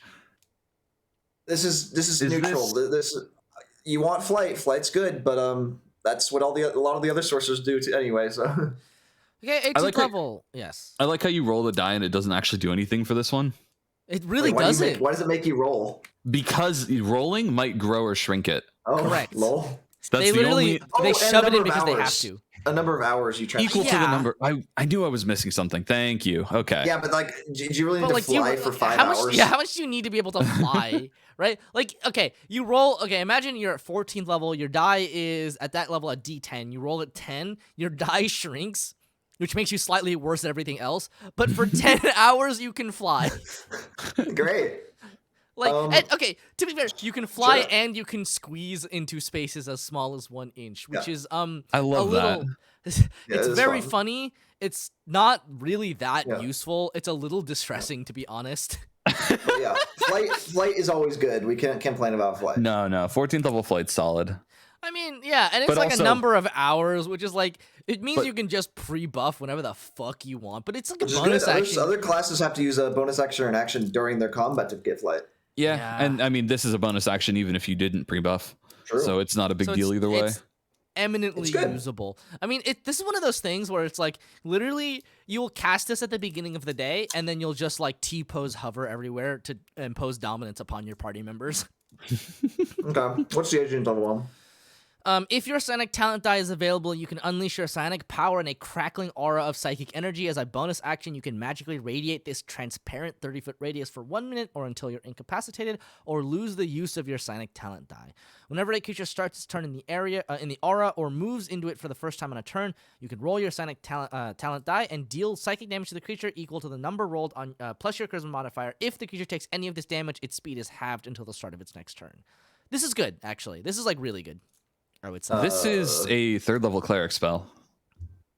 Which one? Spirit Guardians. That's what it's Oh, called. you're right. It is Spirit Guardians. Never mind. Spirit It's Guardians. I mean, Because- it's Guardians basically great. like, I mean, at 18 level, it's 1d12 plus your charisma modifier. That's like 6.5 plus 5 is 11.5 to basically. which is slightly worse than the 3d8 Spirit Guardians provides. Right, but it's a bonus action. You don't cast It's a not spell slot. concentration, is it? It's not concentration. It lasts for Oh, 1 but those minute. ones are It's always 30-foot speed halved. radius. Oh, this one's also always speed half. Yeah, Yeah, you always take because- the damage. Yeah, I mean, unless it's immune to psychic damage. You're right. Aha. So, It's actually better Spirit Guardians it's then. better. Yeah. Yeah. I would say it's better because it doesn't require a save. It always applies. Oh. Spirit Guardians still deals half on the save though. No, but this So one it's- this one always But does it's like full. this is also like not too terrible because as a sorcerer you don't really want people approaching you, and if somebody enters your area, like if they only have 30 feet of movement, they can't move towards you. Hold up, you're flying. Oh, never mind. That's You- worthless. No. You can't Not always worthless. fly. You You're- might be you're fighting. You You're might be almost always fighting in a room. If you're not flying for environmental constraints, then yeah. But if you are out in the open, flying in the air, this is a little bit. You Okay, can 90% spend. You of can the literally. time- You can literally spend 90% one of the sorcery time- point at any time to begin flying for at least 1 hour.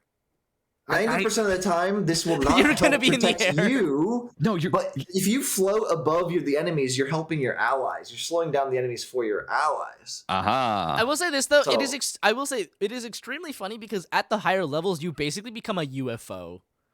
Yeah, and you're taking damage that's not unrespectable. It'll get rid of the weaklings.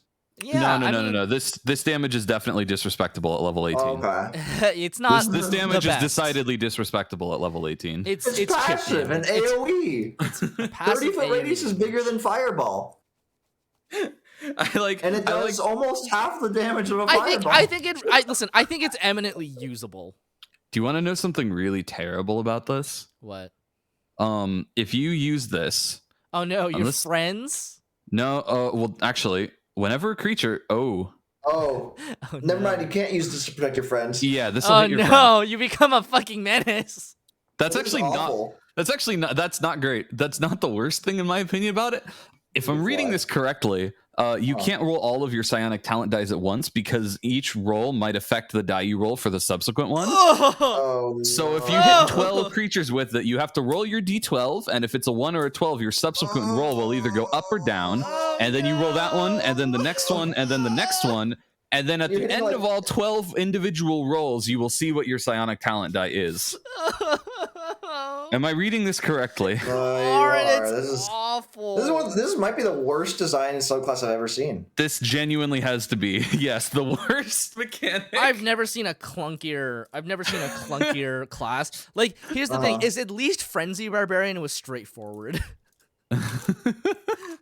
At least you can. At least see why Frenzy they designed Barbarian it does that not way. give you mental anguish and anger.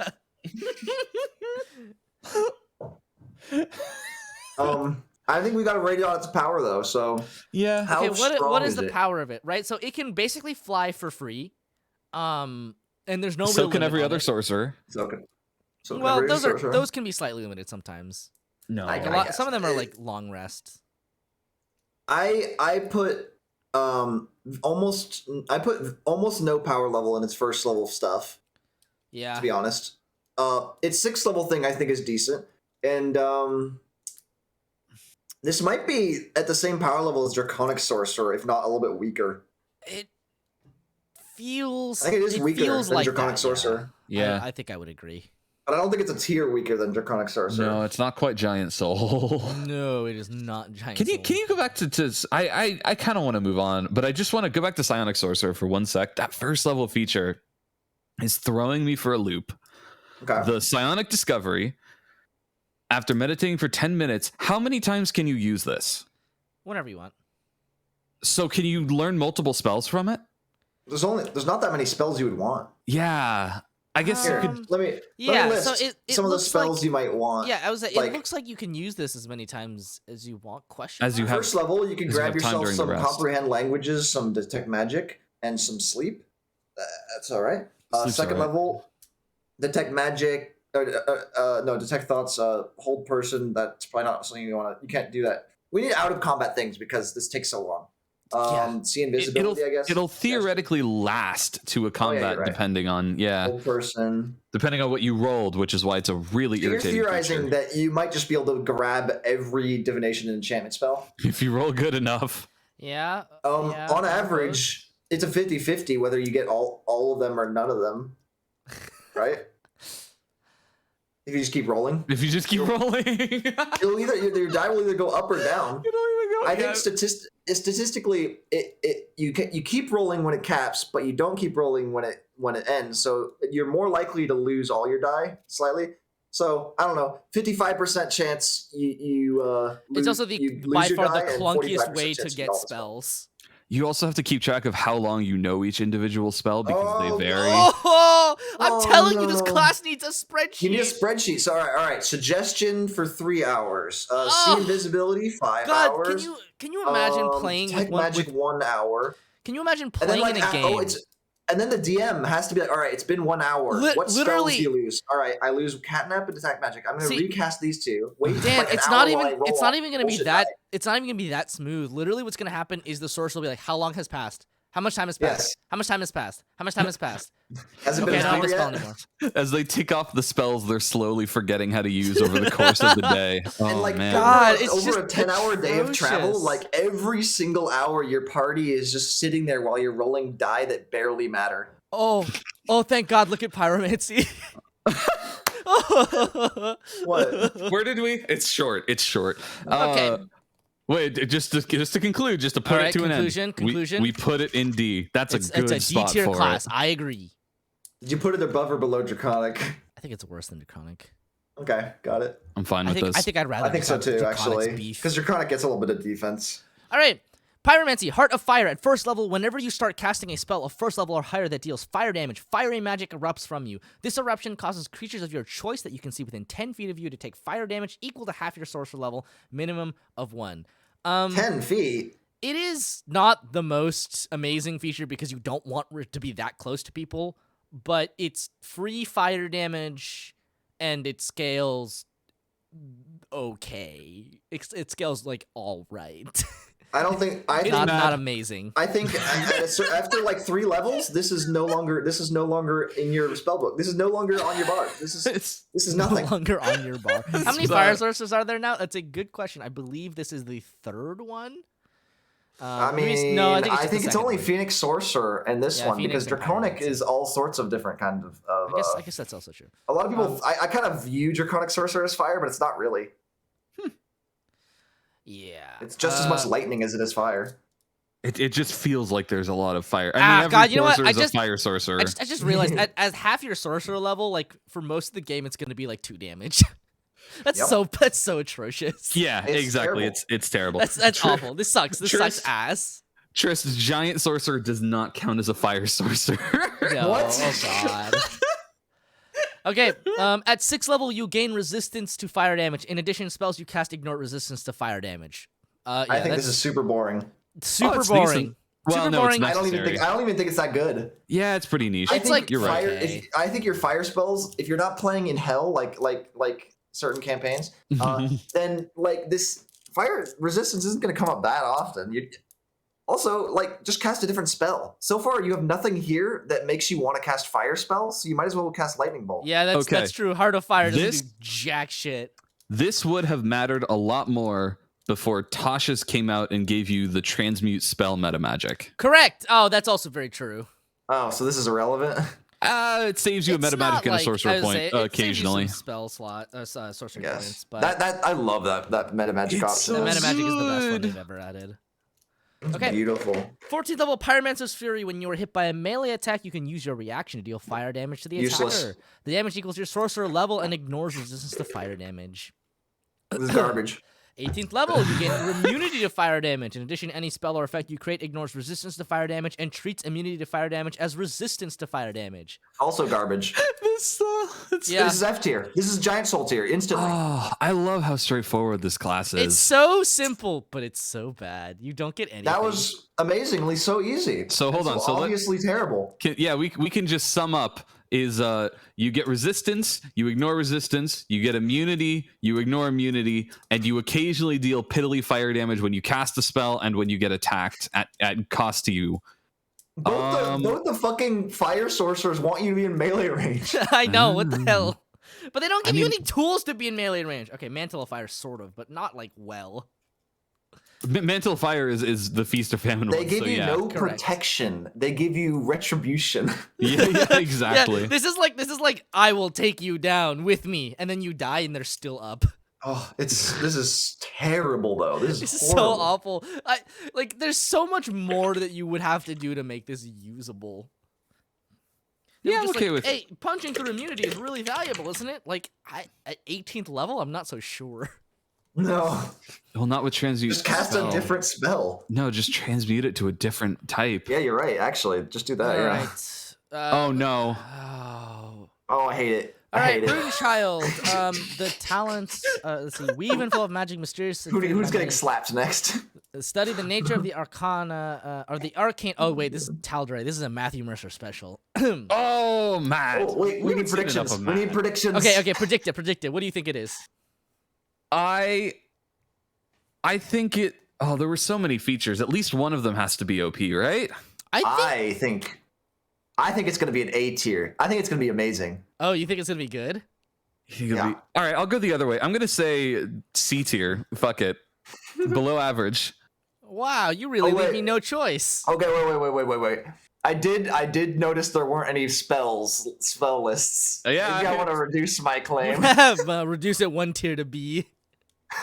Maybe I'll say it's a B tier. Where are you at, Josh? You know what? I'm gonna go below. I'm gonna go D. Okay. we think B, C, and D. Yeah, I think it's somewhere in this middle pack. I'm just being optimistic here. All right, Matt. Listen, I just refuse to. Usually on the low end of tier lists. I refuse to choose the same one as either of you. Yeah, me too. I'm tempted to go A now. We want a spread. I want a spread. Okay. First level, Essence Runes. Your body has begun to express your innate magical energies as natural runes that hide beneath your skin. You begin with 1 Essence Rune, and you gain an additional rune whenever you gain a level in this class. Oh.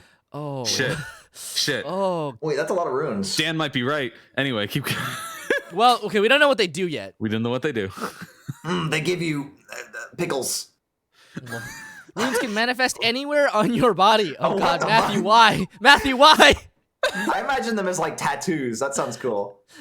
They remain invisible when inert, so they glow when they are activated, I guess. Oh, this is cool. I like this. That's pretty cool, except unfortunately, because of the words that you've put in here, Matthew, I can only imagine the dick runes. No. Behold my glowing member! Matt Mercer is really good with flavor. He is. Yeah. He's good. He's a good writer. Whether that translates to good game design, it's not always the case. Oh, very rarely. Anywhere? Yes, anywhere. Oh my. No. At the end of a turn when you have where you spent any number of sorcery points for any of your class features, an equal number of essence runes glow with stored energy, becoming charged runes. Let's say 2 for a quicken spell. If you expend a charged rune to use one of your rune child features, it returns to being an inert essence rune. Okay, so it seems like the class resource is you have a max number equal to the sorcerer level, but they only activate when you spend sorcery points, and then you can use those. And but at first level, you can't use this because unless you're casting one of the ones that only requires 1 sorcery point. Yeah, those exist. Oh, you can always convert spell slots into sorcery points too. Oh, that's correct. True, it's any of your class features. Anyway, and also it might give you options later. As a bonus action, you may spend any number of sorcery points to convert an equal number of essence runes into charge runes. Oh, you can just directly convert them.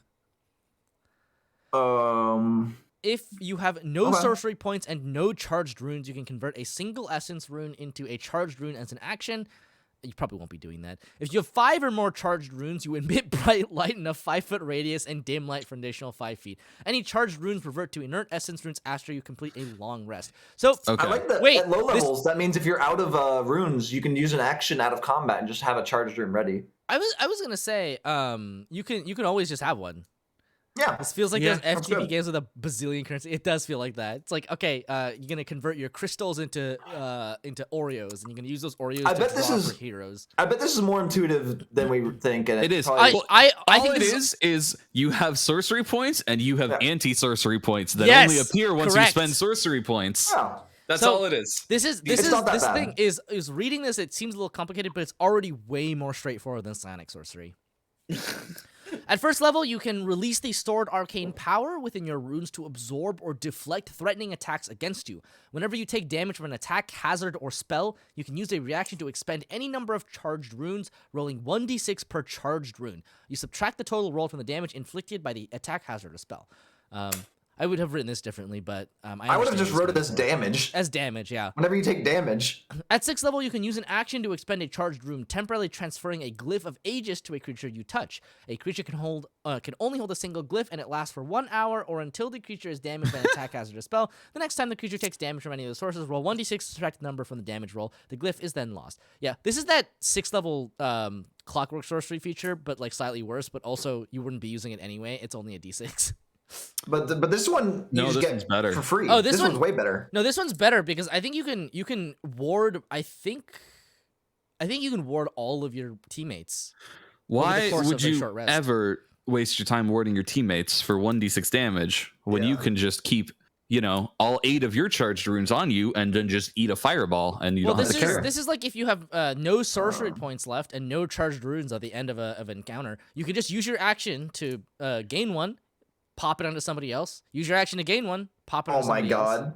Please. You're right. Wait, you can do it. Oh my God. And wait. Can you spam actions on a single person until that one person has like 50 runes on them? No, they can only hold 1. Okay. It's 1d6. So you know what this reminds me of actually? This reminds me of original OG Symmetra, who had an ability that could give allies 25 shield. Before we talk about how strong this is, I'm hung up on the hazard. It's written like this way. So if you just like accidentally oh no, I jumped 20 feet down and I kind of took 2d6 falling damage. This can't protect against that. But what if? No, a fall is a hazard. Is that a hazard? A fall is a hazard. I think a fall is a hazard, even 100%. If you walk into it intentionally. What does this not apply to? Here's my argument: anything that deals damage to you is a hazard, unless you wanted it. That's kind of what I was gonna get to, but what is he intending to not let this be used on? I think it's not that he's intending to exclude some instance of damage. I think that he's covering his bases, and he just didn't want to write all damage. He did it wrong by that. Then when it should have just said whenever you take damage. I'm just gonna read it as that. But I think the intent is anything. I have a problem with it. I know you have a problem with the wording. By him trying to cover his bases, he uncovered his bases. Okay. 6th level. You can channel your runes to temporarily bolster your physical capabilities. You can expend a charged rune as a bonus action to enhance either your strength, dexterity, or constitution, granting you advantage on ability checks with the chosen ability score until the start of your next turn. Neat. You can choose to maintain this benefit additional rounds by expending a charged rune at the start of each of your following turns. I'm sad that it's only dexterity, strength, and constitution, because this is basically going to be used for athletics checks on a sorcerer. Yeah, or this like is not great. stealth checks on a sorcerer, which is probably the best one. Like, it's not going to be sleight of hand. It's not going to be sleight of hand or acrobatics. So it's really just stealth. Stealth, yeah. Or maybe the occasional thing where you have to do a constitution check. There are none. Extremely rare. I will say DMs can ask for them. Oh, fair. This does feel like the only class I've ever seen where you have a slight incentive to burn through all your sorcery points, because it means you can use runes more readily. Yeah, but they haven't really given us a very exciting reason to use. All runes do so far is eat 1d6 damage each, which is that's it. So let's keep going. Which is fine. It's like a pretty decent bonus just for using spells, sorcery points. Yeah. I wouldn't say it's like that strong, but it's not. It's passive, terrible. which means you're just gonna get it. You're just a sorcerer that has more health at this point. At 20th level, it's hard to complain about eating 20d6 damage for free, right? 70 damage. Yeah. So you're a sorcerer with like 50% more health. Yeah, that's solid. At 6th level, you can slightly reveal clunky. Hidden glyphs and enchantments that surround you. As an action, you expend You a won't be able to charged do it all at rune once. to cause any hidden magical marks, runes, wards, or glyphs within 15 feet of you to reveal themselves with a glow for 1 round. This glow is considered dim light for a 5-foot radius around the mark or glyph. That's a flavor feature. Pretty much not going to use this. All right. 14th level. You can channel your stored runic energy to instill your spells with overwhelming arcane power, bypassing even the staunchest defenses. Whenever you cast a spell, you can expend a number of charged runes equal to the spell's level to allow it to ignore any resistance or immunity to the spell's damage type that the targets may have. It's really, really garbage. Yeah, that's pretty niche. You want to be using your spells, your sorcery points anyway, so you're just gonna be transmuting your spells. Yeah, I suspect this was written before the transmutation, or this is a nothing in feature. complete ignorance to that. It's technically not if you really don't know what they're not immune to, and you're like, they could be immune to anything, and I need this spell to go through. They're immune to all spells. What if they're immune? Well, actually, this does bypass immunity to all damage. That's what I said. I mean, yeah, that's true. There you go. Somebody casts invulnerability, you're like, no. Hey, look, this one is an 18th level flyer. How unique. Wow. You can use a bonus action and expend 6 or more charged runes to temporarily become a being of pure magical energy. The form lasts for 3 rounds plus 1 round for each charged rune expended over 6. Ugh. While you're in your exemplar form, you gain the following benefits. Flying speed of 40 feet. Spell safety increases by 2. Resistance to damage from spells. Okay, that's actually really good. Nice. Whenever you cast a spell at first level or higher, you regain hit points equal to the spell's level. Decent. I guess. Oh. And the bottom part. Oh, no. You can't move or take actions until after your next turn as your body recovers from the transformation. Once you use this feature, you must finish a long rest. Matthew, you don't need this. Okay, this is incredibly clunky because most of the time, when people enter a fight at 18th level, they're at maximum sorcery points, which means you can't use this. Correct. This feels like a closer for a game where combat is all about burst. What's the most amount of sorcery points you could spend in your first turn of combat? You can spend any number of sorcery points on your first turn to convert them directly to runes if you so choose. That is true. Because that's an option. Is it an action? I think it's a bonus action. But then it would still take 2 turns to do this, wouldn't it? Yes, it would. But that's... You know how the Draconic Sorcerer has to spend like 5 sorcery points to get their flying? Mm-hmm. This one has to spend its other resources and its and action economy, and then it gets this, but only for 3 turns. It's like, yeah, it doesn't seem very good now, does it? I mean, it gives spell save DC increase is really strong, but like it takes it's like you know how much effort it is to get this off. I know. It's like it's locked to you unless you like you're like yes. It's been 4 rounds of combat. Listen, if you, it's great. This is amazing for that second combat of the session, which is interesting. Yeah. We've actually not had like any features like that beforehand. Which to be fair, there is some merit in that, given that we play somewhat abnormally in how few encounters we have per day. Yeah, so I guess, but there isn't a campaign. There isn't a single campaign out there that has never fought a big thing on their first combat. Like, no, obviously not. That's gonna happen all the time. It's gonna happen. Like this really is like this feels like a finisher ability, but it doesn't really give you that much oomph. Even if you could just use it for 6 or 9 sorcery points, I guess you would if you could just flat out use it to get flying speed for a few turns. Yeah, DC. I guess what would happen is you would just convert them to runes and then always have 6 runes on you, right? Mm-hmm. Which Because means you have the 6 less sorcery last- points yeah, than every other exactly. sorcerer. Yeah. Which at 18th level is not the biggest deal. It's not a big deal. That's a third of your runes. It's a third of your runes. Yeah, you have the choice of that. Put it that way. That's a way to work around it. And would you do that for these? Probably. You actually might. I think so. For 2, even just for 2 spell save DC, like I would do it. Yeah. Yeah, and even if you don't want to use this, you can just reduce some damage or something. Mm-hmm. Although It's this just- is better it's just pretty use of that clunky. because it makes you resistant to damage.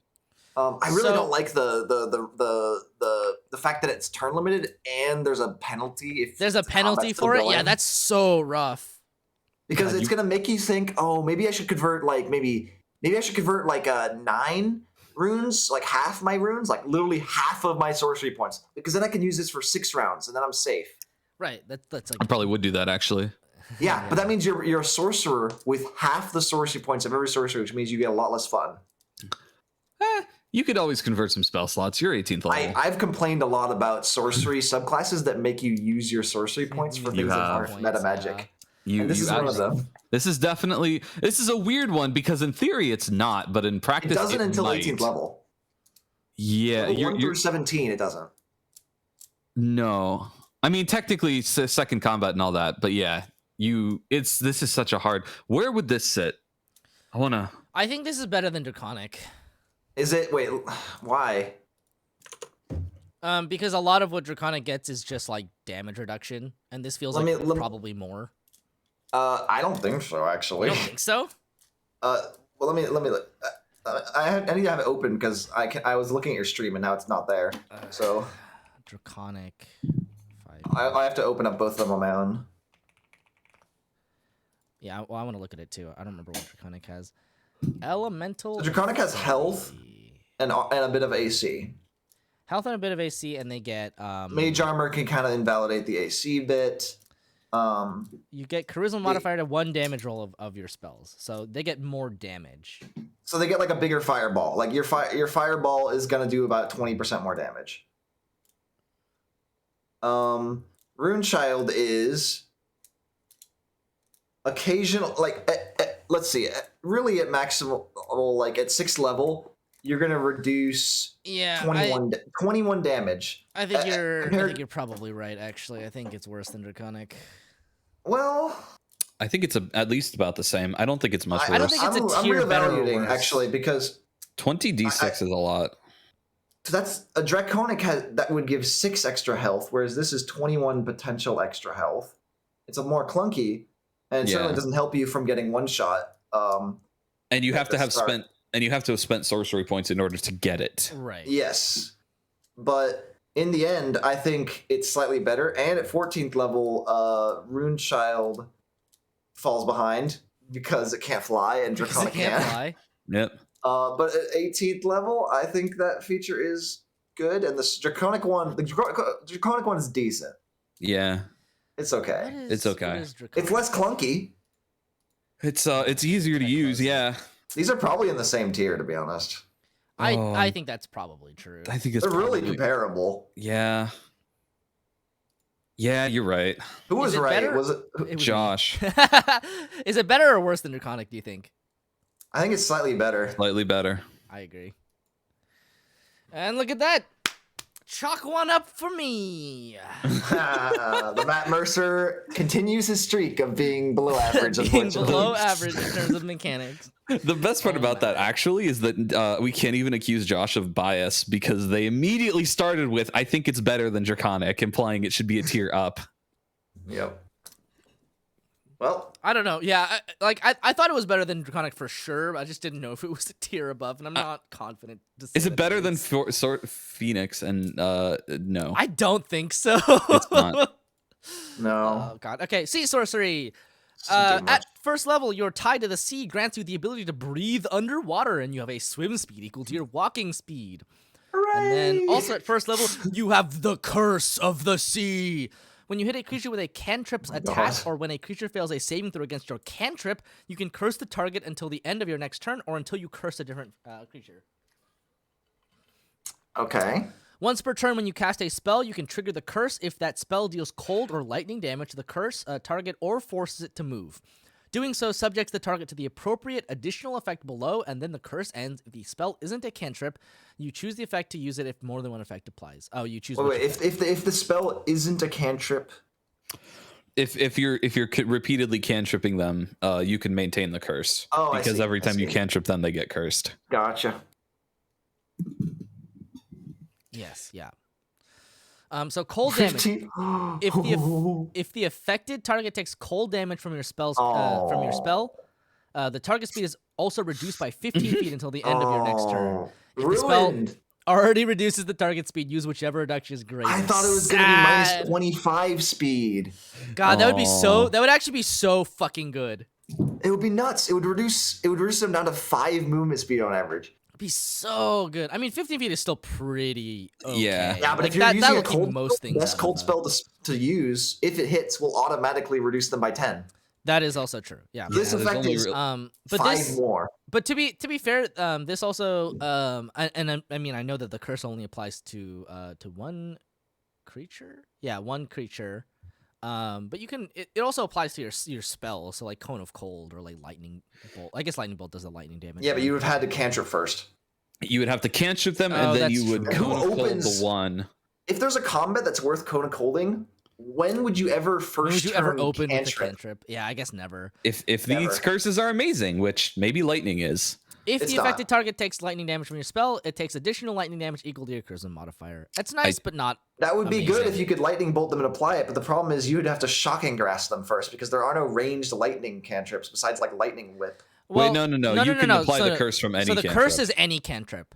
Really? It's a general curse, and then it basically procs whenever you cast any spell that deals one of these damage types or forces movement. So best case scenario is you get a decent cantrip like Toll the Dead somehow, and then make I don't know fucking. You could firebolt them and then hit them with lightning bolt, and you'll get the damage. And you'll get 5 more damage. I will say that if the target is moved by your spell, increase the distance it is moved by 15 feet. Oh, just are there any cantrips that move people? Yeah. Well, I mean, I thought lightning lure moved them. Yeah. Lightning. Wait, but doesn't that move people towards you? Well, hold on. Remember, the cantrip itself doesn't have to move them. The spell has to move them. I know the spell has to, but like, what spells move people? I guess Gust of Wind. Tidal Wave. Tidal Wave. Oh, you're right. Gust of Wind would as well. Right. Yeah. I will say this is the 15 feet additional movement. That's funny. I love that. It is funny, and like 15 feet is like honestly enough to make it decent crowd control, at least for you. That takes 2 turns though, and it's on one target, they have to succeed 2 saving throws. Well, or you fail 2 saving throws. No, or you hit them with a firebolt on the first one, cursing them. Oh God, yeah. This is just. Yeah. I mean, so you have to hit 1 target. So this is the thing. To be clear, this is a sorcerer. You can still quicken a spell. Oh yeah. The fact that you can do it in 1 turn helps a lot. Okay, that changes things a little. Well, great. Thank you for reminding. It is slightly better because of that. Because you can cantrip and then you can. That's so much less clunky. Yeah. And you can start with a cantrip and then choose to bonus action quicken that thing if your cantrip hit. Correct. Yeah. And moving a guy 15 feet back plus, let's see Tidal Wave. I'm curious. I think Tidal Wave is like another 10 feet. Let me see. Does it even move, or does it only knock prone? Let's see. No, it's knock prone. It's not move. Spells. I need to look up spells that move besides Gust of Wind, because Gust of Wind doesn't do any damage and it's not fun. Gust of Wind's fun though, I guess. Someone made good use out of Gust of Wind in that one shot, so I can't fault it. Because they were literally standing on a cliff. Yeah, cliffs aren't uncommon in D&D, are they? Who stands next to cliffs? Well, in the meantime, should we keep going or? Yeah, let's go. At 6th level moves people. Okay. Right. At 6th level, you telekinesis get moves people. Oh, telekinesis. Doesn't telekinesis already move people enough though? Yes. Yes. Yeah, it's kind of. In what I fact, figured. Thunderwave is really like mover. That's if you cast suggest on them to tell them to move. I don't think that counts, but okay. Okay, this feature is really bad. Yeah, honestly, this feature, what they should have done is they should have just not had it apply to a single target. They should have just made it so that they just apply anytime you do these damage types. They should have. Why add the weird little curse thing? Anyway, at 6th level, you gain resistance to fire damage. You also gain the ability to defend yourself by momentarily assuming a watery form. As a reaction, when you are hit by an attack and take bludgeoning, piercing, or slashing damage from it, you can reduce that damage by an amount equal to your sorcerer level plus your charisma score. You score! That's... What? Wait, no. No What? way. Oh, Yeah, it that's does what it say says. score. That's literally what it says. And then you can move it to 30 feet without provoking opportunity attacks. You can reduce it by 26? Yep.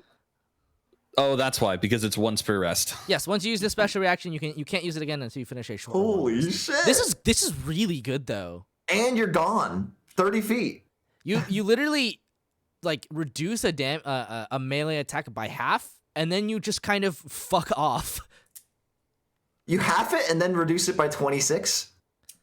I feel like no, you just reduce it by 26. Oh no, you just reduce it by 26. Yeah, but that's that's like nothing, wait, right? Why that like, turns into nothing. What? 6 levels of sorcerer plus the charisma score of 20, maybe 20, 18. Yeah. Let's say 24 then. Oh, sorcerer level. Oh, I was missing that. Yeah. Yeah. Okay. So okay. like that is a substantial amount of damage for any single attack. Like if you're getting hit with a big attack, you can just fuck off. You just negate an attack and fuck off. And then that's great. This is once per less is rough, but yeah. Short once per short decent. rest is like not incredible. It's better than once per long rest, but because it's a reaction, you can use it when you need it. Right? This is like, this feels. It's comparable to the bonus action skedaddle dash. I was gonna bring that up exactly. Yeah. I think it's extremely comparable. And you get resistance to fire damage. Woo! Which is cool. Yeah, that's nice. It's common damage type. All right. 14th level, you gain the ability to enter a liquid state while moving. When you move on your turn, you take only half damage from opportunity attacks, and you can move through any enemy space, but can't willingly end your move there. On your turn, you can move through any space that is at least 3 inches in diameter, and you can do so without squeezing. When you stop moving, the regular squeezing rules apply if you're in a space of one size smaller. Squeezing rules? I didn't even know there were squeezing rules. Let me flip to the squeezing rules in the DMG. What do you mean you didn't know? Literally every single elemental and every feature like this says you can move through a crack, blah, blah, blah, without squeezing. I know, but I've never read the squeezing rules. Have we ever heard it referred to as the squeezing rules? I feel like I have. What? No. The fact that you don't have to squeeze implies they're squeezing rules. Okay, when you stop moving, the regular squeezing rules apply if you're in a space one size smaller than you. You can't willingly stop in a space smaller than that. And if you're forced to do so, you immediately flow to the nearest space that can fit you back along the path of your movement. Oh no, I'm turned into watery goo. I that can't thing back where it came from, or so help me. I can't not with this RPG stack exchange question from 6 years ago. What is, quote, squeezing? That's the entire title of the question. Amazing. Oh, no. This unfortunately brings to mind the fucking extremely cursed like thought experiment that raccoons can squeeze into a human anus. Stop. What? Don't say that on Twitch. Do you not know about this? Josh, have you been on Tumblr lately? No, this is a Reddit thing. Oh, yeah, that makes more sense. God. Yeah. It is considering the maximum amount that a normal human anus can stretch, and the minimum amount that a raccoon Can can we stop squeeze. this? Like, what's the 18th level feature? At 18th level, your being is altered by the power of the sea. You gain the following benefits. You no longer need to eat, drink, or sleep. A critical hit against you becomes a normal hit. You have resistance to bludgeoning, piercing, and slashing damage. Short and sweet. You can't fly, but you're pretty tanky. I was gonna mention that you're F tier because you can't fly. No, just kidding.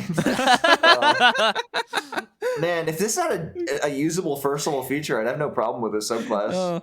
I think so, yeah. Wait, hold on. Decent. Hold on. Is the 14th level? half damage from them, and another thing that you don't care about. No, it's not good, but not like it's amazing. It's all right. It's not. No, it's not, bad. Okay, no, but the thing is, it does not offend me. Okay. Yeah, I mean, it's fun because you're liquid. It doesn't give you that free disengage, but if you've already used your watery defense, you can still get out of places without taking too much punishment. It doesn't give me that sadness of having a feature that I'll never use.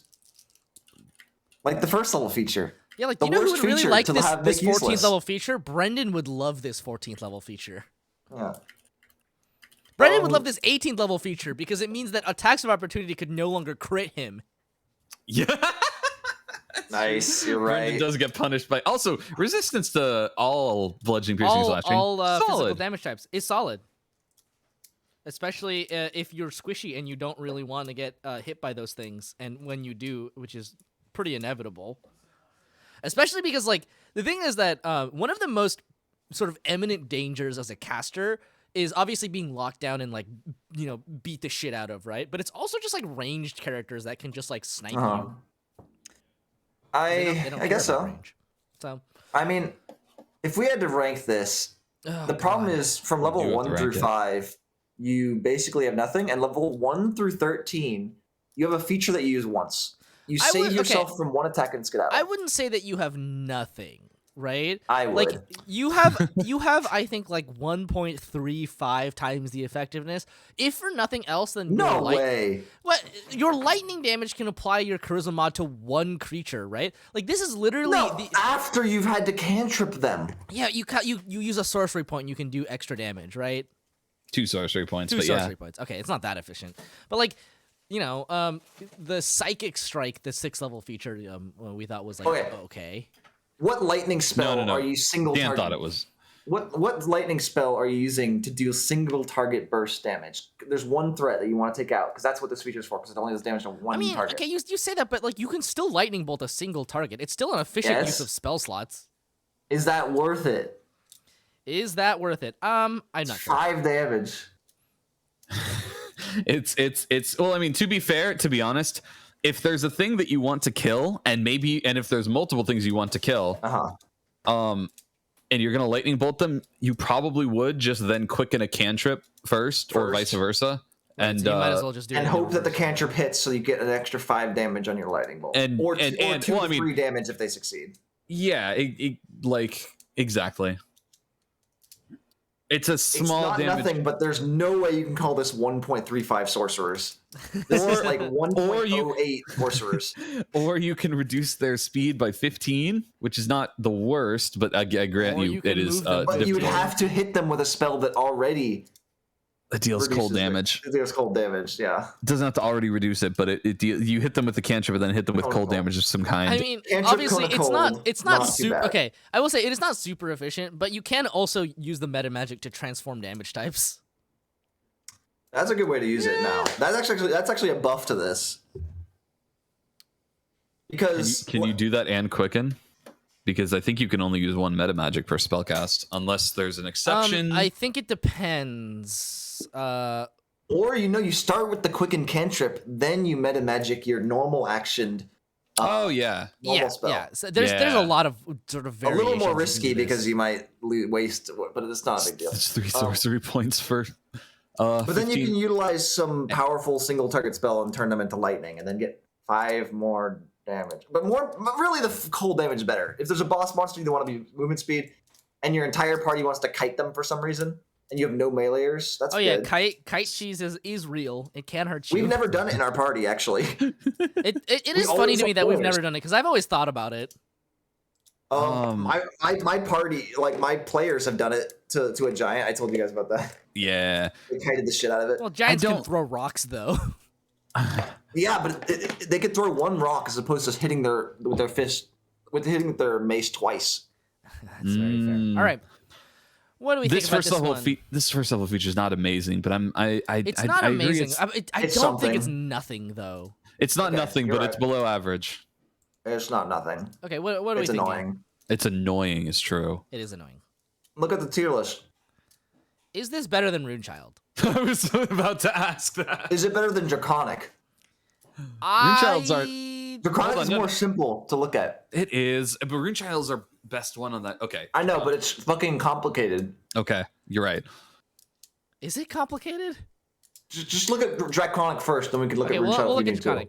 Is it better than Draconic? Let's see. So you get some effects that you can apply to one target per turn normally, but it costs sorcery points to use it effectively. And meanwhile, the Draconic at 6th level can always do 5 extra damage of their damage type. True. And then you gain resistance to fire damage and the ability to defend yourself. So Draconic gains resistance, although it's difficult to do so. Yeah, I don't know. I think these are in the same tier actually.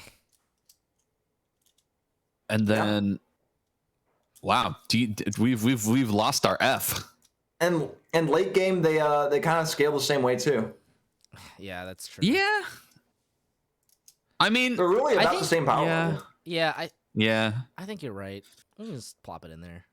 It might be a little better than Draconic, but it's hard to say. Early game Draconic kind of beats it out. So yeah. Mm-hmm. Okay. Shadow Magic. Oh, we're familiar with this one. First level, you have dark vision to a range of 120 This feet. ain't gonna be an S tier. This ain't gonna be a D tier. Yeah. When you reach 3rd level in this class, you learn the Darkness spell, which doesn't count against your number of sorcerer spells known. In addition, you can cast it by spending 2 sorcery points or by expending a spell slot. If you cast it with sorcery points, you can see through the darkness created by the spell. Always good. Always good. It's so good. Unfortunately, you don't start with 2 sorcery points, but you can maybe make your way. That's fine. Yeah. No, you just 3rd level, yeah. Yeah. No. Literally, you convert 1 spell slot into a sorcery point. It's true. And then you can cast a 2nd level spell when you don't have 2nd level spell slots. But it says when you, but then it does say when you reach 3rd level in this class, you learn this. Oh, never mind. you don't get the darkness until 3rd level. I applaud the effort. I will say, nice. I like this because it is the only sorcerer that is like, here, actually have a 3rd level feature. Starting at... They get... What? Go. They get spells at 3rd level. A lot of other sorcerers get spells. Yes, that's correct. But some of them don't.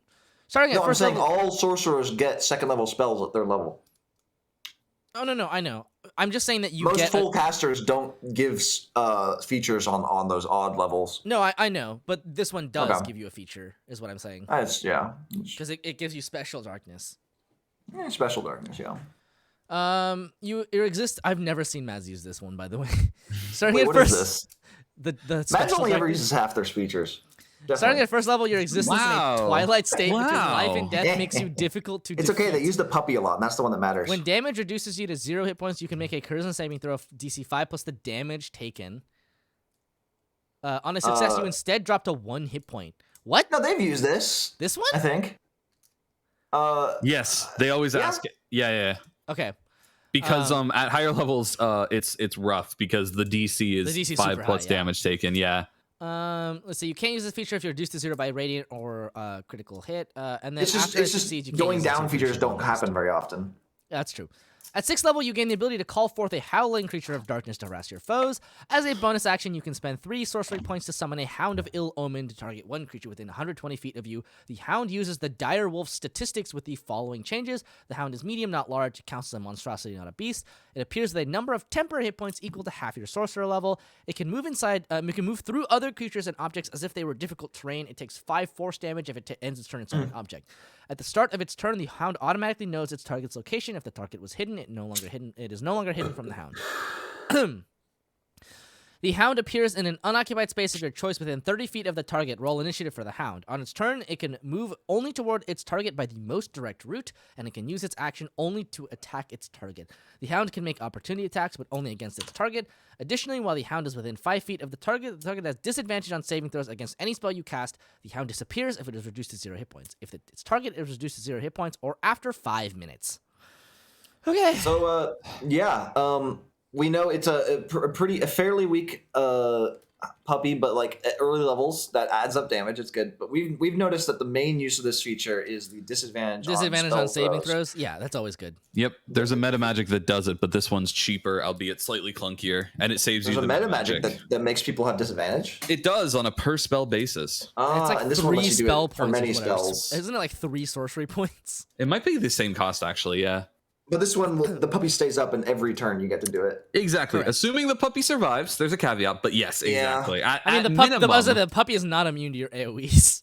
No, it's not. But counterpoint, And- you just resummon it again. So at worst case, it's like that, and it means that you can use other meta magics alongside what is effectively this meta magic. Because no two meta magics for sure. Mm-hmm. That's nice. And the puppy usually survives because of the temporary HP. It usually survives for a bit.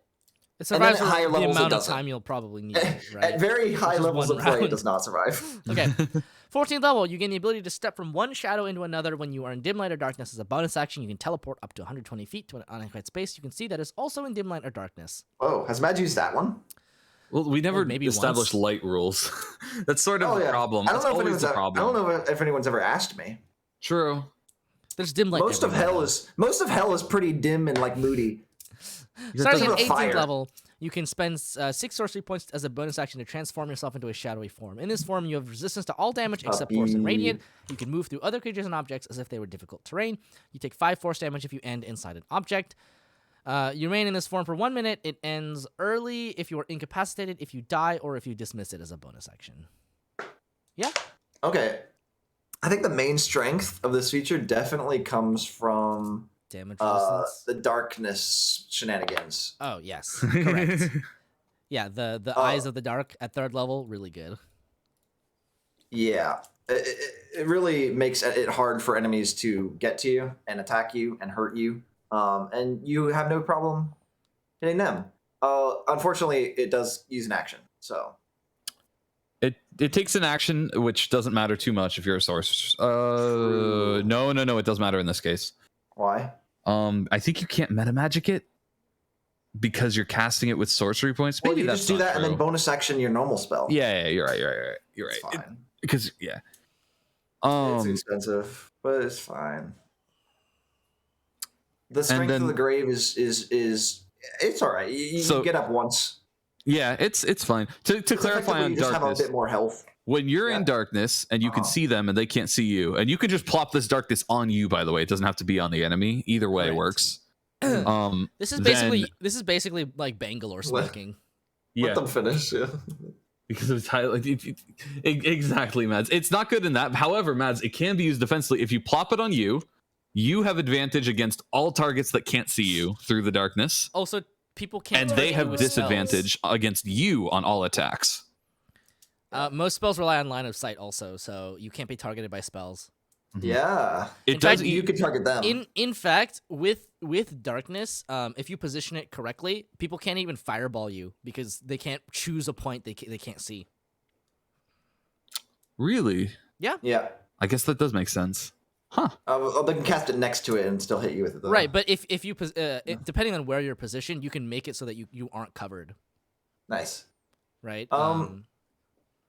It'll depend. But I'm not sure. But Puppy's very useful. Puppy's honestly solidly good early game and decent late game. Darkness does eat your concentration, by the way. That's true. Which is unfortunate. Can you scroll down a bit? Sure. I don't think we need to see all the quirks and stuff. I think the Shadow Walk is actually kind of amazing. If you're in a combat, being able to bonus action do 4 times the distance of Misty Step infinite times is amazing. Oh yeah. It's a little bit. That's better than flying sometimes. I was gonna say it is a little bit like dependent on your lighting conditions, but in most places you'll find dim light. And if not, like near walls. If not, you can make it. Well, at the cost of concentration. If 14th not, you can level. make it. Also, like unless you're fighting like directly outside, right? In the middle just of behind the the tree, yeah, is right. Like even the shadows will count as dim light, honestly. You can, and if your DM might be kind and say behind your wizard or behind your sorcerer is dim light because it's obstructed by a body. Although if it's like dead noon and the sun is directly above, good luck arguing that. I was gonna say, and I would say that's a generous DM, but I'm not saying it can't, but I don't know if I can rate it quite on that flexibility. But it is teleport. Worst case scenario is like you have your darkness spell and you've left it and you need to get back to it, and you can easily do that trivially now. Yeah, and also that's like at its worst. Yeah, the best case is amazing. Also, a lot of fighting you're going to be doing is indoors in dungeons. Generally, it's called Dungeons and Dragons. So no, indoors can still be well lit. There's not necessarily dim light indoors. Yeah. Yeah. Depends. Where would this What go? about the umbral form? I think that one's quite it's so good. nice. I think it's amazing. Yeah, it's so good. And it's a bonus action. Bonus action. It's pricey, but does it take concentration? No, it doesn't. It's just resistance to almost all damage of your sorcery points, and you can move through shit and just be resistant. That's good. Yeah, that's good. I don't think it's like a stellar, but it's very good. Oh, you should just go through the floor and end your turn in the floor. It only takes 5 force damage. Oh my god, you're right. Hang on a immune second. to damage? Yeah, you're just in the ground. Like, Fuck, who cares? That's funny. You're right. Oh, it doesn't shunt you. It doesn't shunt you. You just you only take 5 damage. Totally do this. Eating 5 damage is so worth not taking any more. You can just stay in the floor. Would you like to get hit by that meteor storm or 5 damage? I'll take the 5 damage. Oh god. Hey Mads, I have a new tactic for you. I hope Mads is listening at this very moment. You guys are, oh my god, you guys. Okay. That's good, but like, so how are we gonna rank it? Because I think this is good early game and good late game. I agree. I think that at first level, you're basically just a sorcerer with dark vision. At third level, you get special darkness, which is super flexible and super fun. And then at 6th level, you get this incredible ability that's gonna scale all the way through the game. Read what Matt's put in. It kills the Mads. Oh my god. It kills the Mads. Would you die? Wait, what would happen? What the fuck happens if it gets dispelled while you're in the floor? Because that literally. We'll have to look up some stack exchanges. We'll talk. Anyway. We'll talk later. I hadn't thought about that. Oh my god. Okay. Where do we think this is? Because on the tier list, I want to compare this to Favored Soul and Divine Soul because it feels very similar. Both of them are very strong with good features, but don't have very many extra spells. I agree. So that's kind of where I was thinking too. But I don't know which one. I kind of want to dump it in A tier, but I could be. I'm trying to. Those, I feel like it's honestly strong enough to put in A tier just on its features. I suspect as much, but I want to look at it. Pull it up. I want to double check. Crushing and suffocation. I guess so. It depends. You can hold your breath. Oh my god! But you're just stuck there. I know. I was gonna say you can hold your breath for a number of minutes equal to 1 plus your con score. Yeah, I'm thinking. This does seem like A tier. But the thing about Favored Soul is like A tier partially because of like 6th level, just like 4 expertises is amazing, as well as like good durability, cleric spells. Being able to choose from the cleric spells, favored by the gods makes you turn a fail from a saving throw or attack roll into a miss. And then at 14th level, I mean, that's all at 6th level and lower. Like, Favored Soul is stacked from 6th level and lower. Yeah, it's pretty stacked. I will say this, though. 6th level, just being able to grant disadvantage to a target is, like, something that's so just broadly, universally useful for a sorcerer. Yeah. Or for any I do caster, think really. Favored Soul is better than this from 6th level, and then by the time you get to 14th level, the Shadow one has a better feature at 14th level for sure. Mm-hmm. And then they're probably like even. And 18th level, I think the Shadow one definitely wins. So like I think they're pretty similar. So it's I think they're A-tier. pretty comparable. I would be happy putting it in A tier. I will accept that. It definitely seems like it's better than Divine Soul, which doesn't quite have the same niceness as it has the stupid empowered feet healing thing at 6th level. Oh, that's right. That's what ruined the Divine Soul. Okay. But Divine Soul had wings. It did. So there's 3 more, which is Stone Sorcery, Storm Sorcery, and Wild Magic. Let's take a little pee break. I gotta pee so bad. Thank you. Okay. All right, we'll be back soon. Good.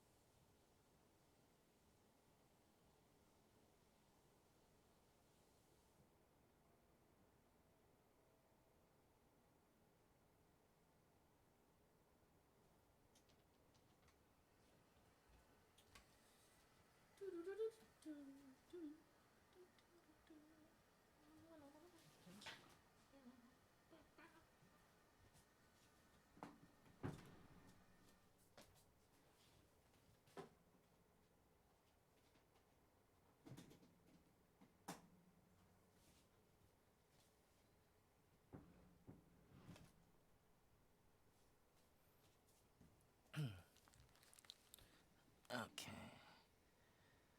Let's see. Yes? Did you see that? I got you another ADHD snack jar. They had a bag of like candy mix. It was $2. So I was like, well, I gotta get some of these. It's a lot of sour candies. Some gummy, some hard.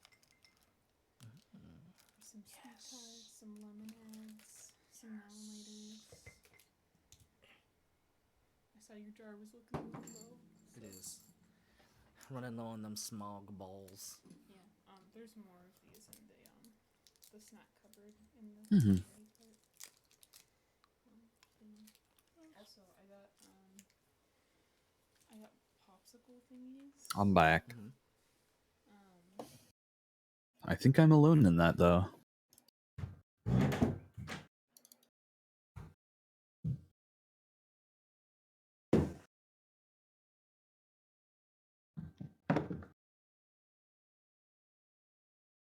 I'm back.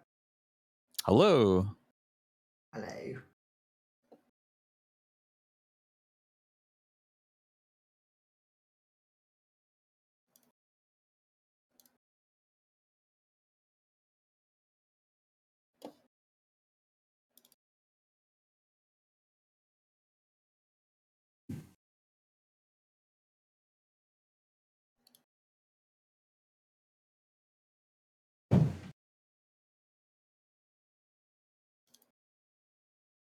Mm-hmm. 3 left. Well, there's a lot of sorcerers. More than I realized. Sorcerers take a little while. Yeah. Where is Stone Sorcerer? I feel like this has been a challenging tier list, but I think we're making it work. Yeah.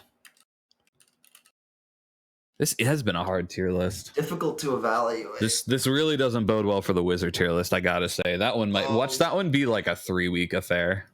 Or watch them all be very similar because they don't add spells. Well. It's hard. We get a better sense of it once we look at it, but Wizard might be like the other ones where just a lot of the base power comes from from base class. Yeah. You know, that could be, but I'm gonna remain pessimistic. Yeah. Where's Sorcerer's power? from? Sorcerer's power really comes from the subclass. We've realized. Stone Sorcerer. Yeah. Stone Sorcerer. Yes. Is one of the earlier Unearthed Arcanas. I remember this. Oh, so no spells. No, it gets spells. Oh. No, it doesn't get spells. Oh. I won't read much more without Josh, but you can select the spell from the following list instead of choosing a different one. That's how they work. Interesting. So they have other spell choices, but they don't get more spells known. Wow, those choices really suck. They're all melee. We'll talk about it in a moment. Okay. But yeah, when did this Unearthed Arcana release? 2017. This was when they did some elemental ones. Oh, Sea Sorcery came from this same subclass, Dan, if that gives you an idea. Where did we put that? D tier? Okay, all right. Excellent. Wow, we've actually, the final sorcerers are from the 2017 UA, and then Storm Sorcerer is from Skag, and then Wild Magic is from OG PHB.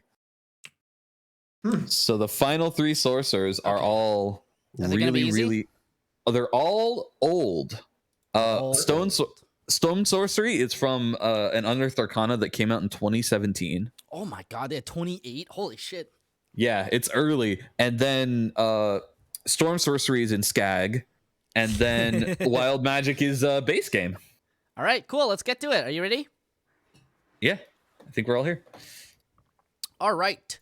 Stone Sorcery. You gain at first level. You gain proficiency with shield, simple weapons, and martial weapons. Oh no! Oh, this explains. Oh okay. no! I was telling you. Look at those spells. Okay, So- metal magic. Your affinity for metal gives you the option to learn some non-sorcerer spells that focus on weapon attacks. When your spellcasting feature lets you learn a sorcerer spell of first level or higher, you can select the spell from the following list of spells. In addition to the sorcerer spell list. Oh my god. So yeah, to be clear, You have to take them. You don't get them. You don't get these. You have to choose them. You can take Compelled Duel, Searing Smite, Thunderous Smite, Wrathful Smite, Branding Smite, Magic Weapon, Blinding Smite, Elemental Weapon, and Staggering Smite. Okay, this is... So these are all garbage. Oh god. All right. Okay. Let's keep going. Let's see how this melee sorcerer works out to be. At first level, your connection to stone gives you extra fortitude. Your hit point maximum increases by 1, increases by 1 again every time you gain a level in this class. As an action, you gain a base AC of 13 Wait, plus what? your constitution modifier if you aren't wearing armor and your skin assumes a stony appearance. This effect lasts until you end it as a bonus forever. action. You are incapacitated or you don armor other than a shield. Incapacitated. Why? That's annoying. Why couldn't this be That's permanent? awful. That sucks ass. I mean, it might No, as well it's- be permanent. Yeah, it doesn't suck. No, ass. it's not bad. It's just annoying. No, think about it. This is another thing. Notice this is Constitution. not Yeah. Dex. This is very good. That's true. That's actually Yeah. better. You're right. This isn't no mage armor discount like Draconic Sorcerer. This is like way you can go better. all in on Constitution. This This lets you means stack dump con. Dex, so you only do con and charisma, nothing Yep. else. Yeah. quite Okay. I mean, it is good. It's just like why 18 AC. is it like this? 20 AC with maybe the shield, Dan. They probably. Yeah, it is 20 AC with the shield, 'cause you get free 25 shield with the shield proficiency. spell. Oh, Oh, that's so juicy. good actually. Okay. This is making me change my mind. But we're not going to use those smite spells. I can tell you what. Yeah, I was gonna say these spells. You're not even gonna take them. This is going to be a safer caster. Starting at 6th level, your command of earth magic grows stronger, allowing you to harness it for your allies' protection. As a bonus action, you grant an Aegis to one allied creature you can see within 60 feet of you. The Aegis is a dim, gray aura of earth magic that protects the target.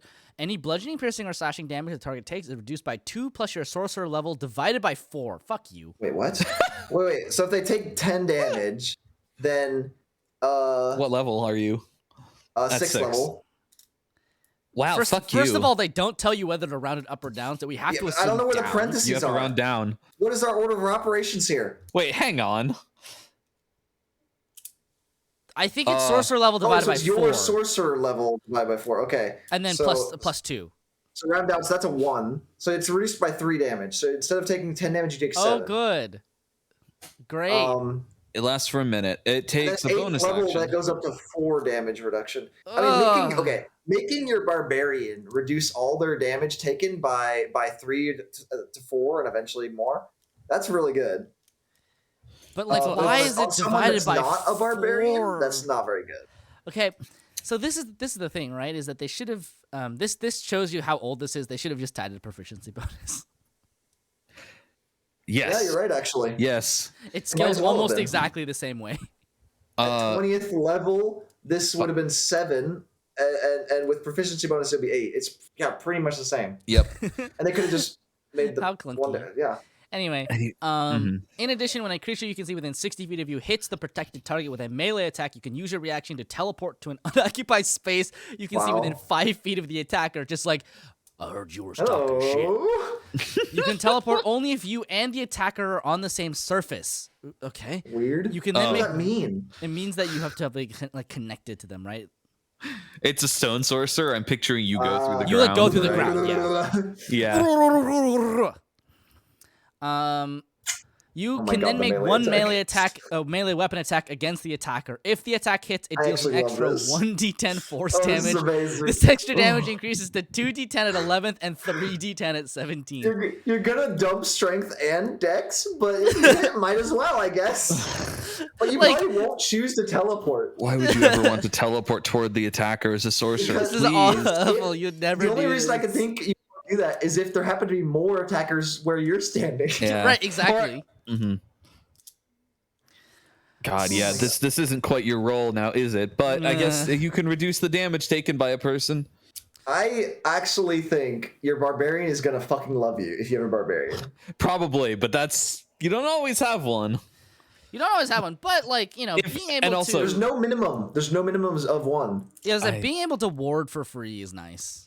Yeah. Like, let's say your barbarian's getting hit for 8 damage and attack, and your barbarian gets attacked 10 times. Those go instead down to 4, and they go instead down to 0. Your barbarian took 0 damage because of you. This is the reason why heavy armor master can be good at low levels. Yes. Oh. That's why heavy armor master can be amazing at low levels. Oh my god. If your barbarian had heavy armor and you did this to them? Oh my god. Wait, shit, you're right. Those are additive. We gotta do this. Fuck, that's nuts. I just like the fact that because I pictured Stone Aegis, the second part of it as being you put it on your cleric and you can go help your cleric out because they got attacked, right? But I like the fact that if you put it on the barbarian, there's no fucking way you're teleporting close to them. No way. Never in a million years will you use that second half. But this is also funny. You have to teleport to the one you put it on. Oh, you're right. You teleport to anyone. All right. So if you're someone in the back line gets attacked randomly, you can teleport back, and now you're in the back line too. A creature within 60 feet of you hits a protected target, so it has to be the target that you granted. Yep. You can use your action to teleport to an occupied space within 5 feet of the attacker. Yeah. Yeah. So it has to be that person. So it's not quite that good, but it is extremely funny. And I will say, it is funny because this kind of reveals one thing, which is that heavy armor is somewhat underaccounted for in certain roles. Like I was watching a YouTube video recently about what you lose if you don't if you wear heavy armor as a monk, and it's like you lose surprisingly few of your features. Movement speed mostly. It's like movement speed, and then I think like martial arts die. Yeah, whatever, yeah. That could anyway. But if you are a heavy armor wearing monk, you can just attack with a warhammer, and you will not miss the benefits of your 1d like 8 or whatever. Yeah. Anyway, Stone's Edge, 14th level. When you cast a spell that deals damage, choose one creature damaged by that spell on the round you cast it. That creature takes extra force damage equal to half your sorcerer level. This feature can only be used once per casting of a spell. That's like 7 free damage per spell. And it's not once per turn, so if you bonus action and cantripping as well. Oh, once per casting, you're right. So that's 14 extra damage per turn. That's actually really good. That's a lot. Why would they give this to you if they wanted you to melee? The melee part is a bait. If you don't melee, this class is looking actually really good. Not really good. Can I? Yeah? I just what? It's such an underwhelming 14th level feature compared to some of the other ones. Okay, it's not exciting. It's not exciting, but actually like 14 in terms damage. of DPS. Seven damage per spell cast at level 14 is I not once per turn. Infinite uses per spell cast. Yes. It's 14 damage a turn. That's 14 damage per turn if you cast 2 spells, right? Which you're a sorcerer. Yeah, you can. It will cost you sorcery points. You can. At 14th level? You can do that 7 times. It's one of the worst 14th level features, I think. No. If this may be boring to you, but this is actually one of the better 14th level features. I'm not sold, but let's what do you get at 18th level? When you use your Stone's Aegis to protect an ally, you can choose up to 3 more targets to gain its benefits. You just multi-target. Yeah. Not very good unless you have other meleeers. It's really not as there's really like, if you have multiple really barbarians, I guess. I would say it's like, I mean, to be fair, you can use this on anybody. It's 6 damage at this level. It's not a ton of damage, but it is nice. Like 6 damage per attack is actually a lot. I would say this is basically it'll probably take like healing. 8 big hits to kill someone at this level. And 8 times 6, that's 48 damage you just reduced on just a normal person. Yeah, it is one of those. It is also one of those things that scales in effectiveness with how many attacks an enemy has, which is oh my god, yeah, an interesting way to scale an ability. The amount of effective healing this sorcerer is doing is enormous. It's really good, yeah. Like potentially more than a life cleric by a lot, depending on what you're fighting. And of course you're still fighting. This is just passive, no action required. Man. Like, okay, what does a sorcerer normally do at 14th level, right? What Fly. The correct in answer. terms of spells, I'm asking. Like, what do they do? Cast like a cone of cold, like a chain lightning or something? Like what Fireball, any big AoEs, right? Sure. So, and then instead of fireballing and then cantripping or something, they would do the fireball and cantrip, and instead of 28 damage plus 15, so that's 43 damage. Instead of 43 damage, you're doing 57. What kind of potential damage increase? On a single target, right? If you're hitting any number of people, it scales even worse. That's why I don't value this very much. It's decent in single target, but every other class can handle single target just fine. It's about 33% more single target damage. Well, let me reframe this a different way. Why I'm disappointed. Do you think this class would be better or worse if this feature literally just said you can fly? Because I feel like it would be better with that, which actually I think means this is a below average feature at 14th level. Isn't that ridiculous? It feels silly to say that, but that's how I feel about it. I don't know, actually. I actually put flight at a lot lower value on this subclass. You have to remember, you have 20 AC. You don't really need to fly as much, honestly. It's Flying is maybe kind of less, obsolete. 20 to 25, depending on your shield. Yeah. Like, compare that to a sorcerer that normally has like fucking 14 AC. You have more HP. You don't have a lot more HP. You have at least probably maxed con, hopefully, or close. You know what? Really, really, the danger to you is spells, and flying doesn't really protect you against that. It would actually be nice. It would be nice if you could. It'd be nice if you could Aegis yourself. It would be. Yeah, I think I value this more than flying. I don't think I do. Even despite all of that. If this is better than flight, it would be barely better in my book. That's a good question. I feel like it. I don't know. It kind of depends to me, because I feel like a lot of times flying is like kind of the better choice, but sometimes it doesn't really matter. Usually you don't have 20 AC. Yeah, right. I feel like with 20 AC, and like you kind of want to be there and help tank. Right, and the thing is that like this is also at 14th level. No, but, like, tanking's bait on the subclass. Don't do it. But I'll be fine. Okay, the thing is, like, no joke, having 20 AC at level 1, if you just pumped con instead of charisma, is super strong. Oh my god, it's incredible. And you have a D8 hit die, effectively. It's not quite that, but you know what I mean. Yeah, it's a... D8 -1. D8 -1, exactly. Thank you. It's not that bad. It's one less than a paladin, to put it that way. It's just a weird one. It feels You're not going to have that much really health weird. less than a paladin. This is like... At 20th, it's weird at because 20th level, you have about like 21 less health than a paladin. That's really not that impactful. You know what? I feel like, okay, in my opinion, I think Stone's Edge, at least for this class, is better than if you had given it flight. Mm-hmm. Yeah. Imagine if you were a paladin that wants to wander and absorb melee attacks, but instead of doing a melee attack, you cast Meteor Swarm. Like, I like the fact that you could be this beefy and be a full caster. Uh-huh. That's strong. It's the dream.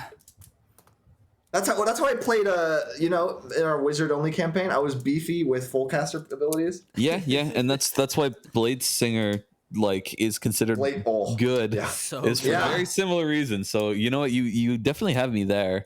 I agree that all the AC is. I'm just so underwhelmed by doing 7 more damage per spell cast. Is like I don't hate it. I really don't. I don't hate it either. I do. Like I know it's only the I made fun. I made fun of the Psionic Sorcerer for doing a piddly amount of damage on that 6th level feature. That's once per turn. This is twice per turn, 8 levels later. I'm going to make fun of it for exactly the same reason. But this is more damage and twice as often. This is slightly more damage. More than double. What per spellcast? Okay, it's more. It's more. Oh my god. So Psionic Sorcerer was what 1d8 plus I think some modifier once per turn. This is a flat 7. I can't remember. Maybe it didn't. I don't think it did it. So it is more. If so, then yeah, then it is. But it's twice per turn. But it's 14th level, man. Like they have so much more hit points, unless it's the one big boss, in which case you're like any melee character outstrips you single target. At least you get this instead of flight. I don't think it makes you any stronger in this case. But I guess don't you're think right. flight would make you any stronger in this case. That's fair, but it's not. And let's on look top at of that, I don't think that flight on another subclass makes it better than this subclass. Yeah, flight. You know what I mean? Psychic Strike is you can roll your psionic talent die and deal psychic damage to that creature equal to the number rolled. You deal this extra damage only once per turn. Okay, so it is. There's no modifier. And that one is also only when you immediately when you deal damage with a spell slot. This one is would the 7 damage spell. apply to each any magic spell, missile? which No, lets you do it would- cantrips. So it would only apply to one magic missile because it's not even applying to the actual damage. It's like an after effect, basically. Yeah, it's a little aftershake from your earthquake or something. Yep. You can hit any number of targets with any spell, and then you choose one of them, and they take 7 extra damage, 10 damage at level 20. It technically scales. I also You're right. Wait, I 10? also think That's pretty that good. Yeah. the thing about this is Kind of forgot about the scaling part. Yeah, me too.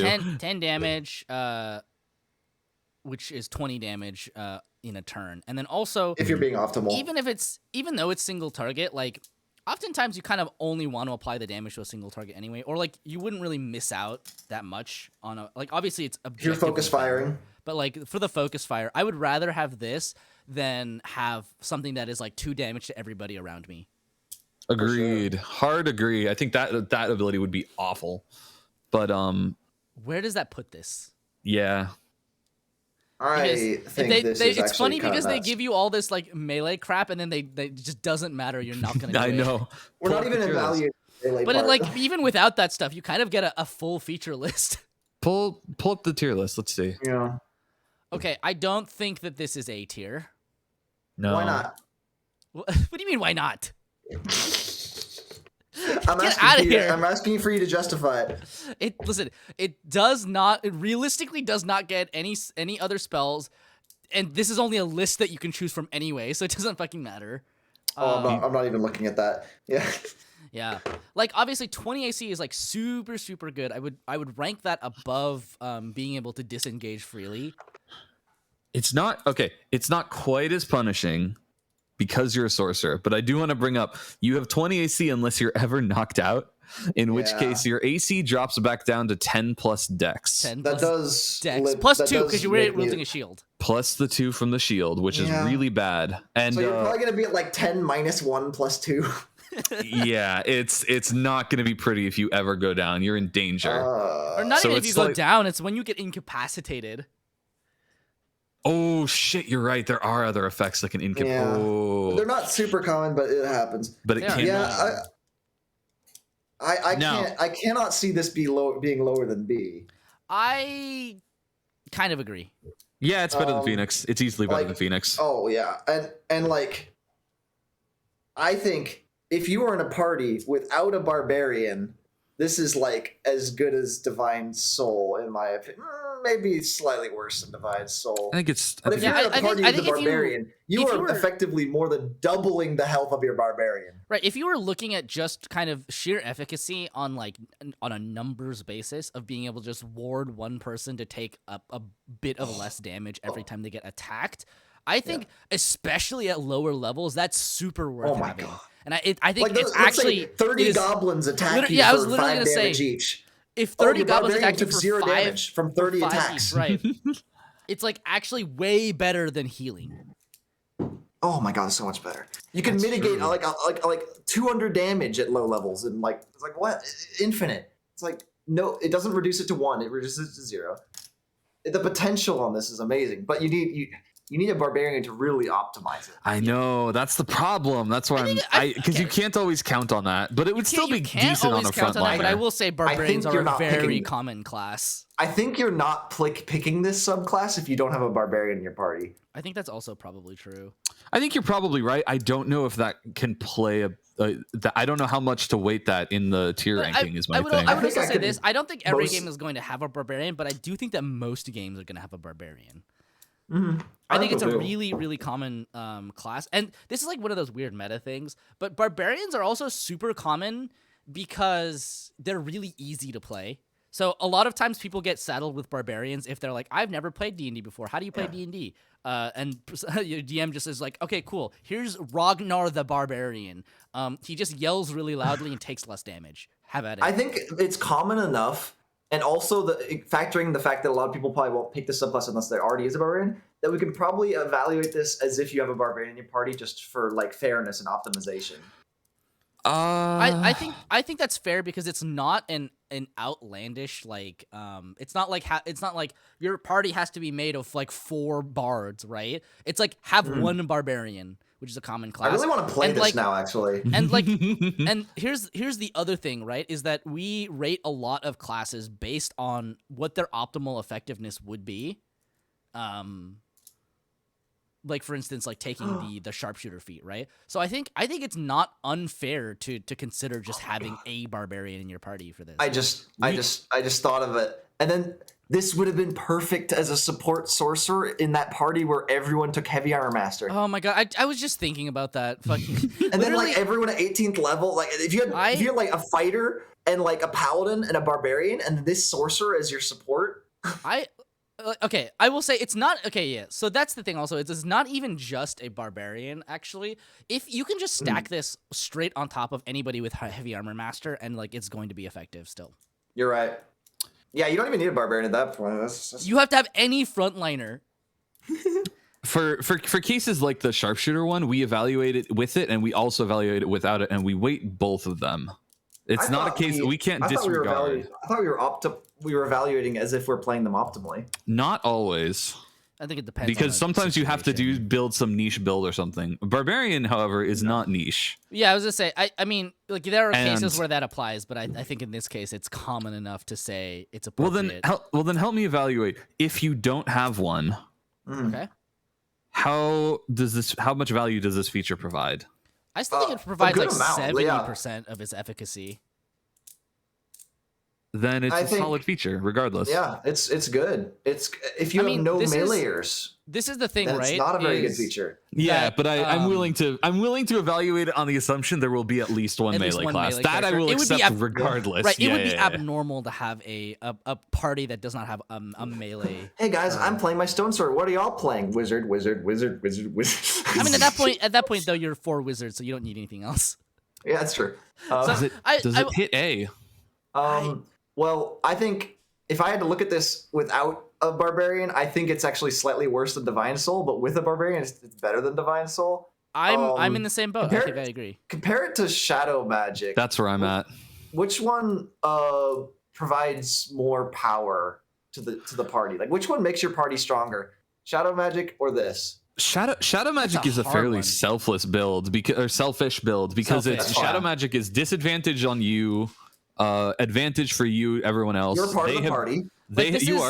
They have disadvantage against all of your spells, and you get some super cool late game abilities. That's Shadow. So they make the party a good bit stronger through one person. And this is a like pretty much a purely supportive sorcerer until 14th level, at which point you get a little bit of boost to your own damage. Except for like the fact that you have so much fucking more AC than any other sorcerer. I mean that's obviously really nice, but like it's a very defensive sorcerer. Shadow does get some defense in that all attacks against you probably have disadvantage if you're in your darkness. But the defensiveness is like not just for you, right? It's also for one person on your party. Mm-hmm. Whereas Shadow can give an enemy disadvantage on their saves. Oh. I don't know. They fulfill very different roles, so I'm struggling to compare them. Shadow is better at casting like spells and stuff, which is kind of mostly what Sorcerer does. Like a Shadow Sorcerer is going to be able to make their critical spells more likely to succeed, and that's sorcerers are spellcasters, and Stone Sorcerer does not make your spells better at all. No, until not in the slightest. Until 14th level, yeah. Until 14th level. Then you get solid DPS, but you don't get any utility. Yeah, you just do a bit more damage. But even that's at 6th level, you get a bit more damage just because you're still at that point where being in melee range is not instant death.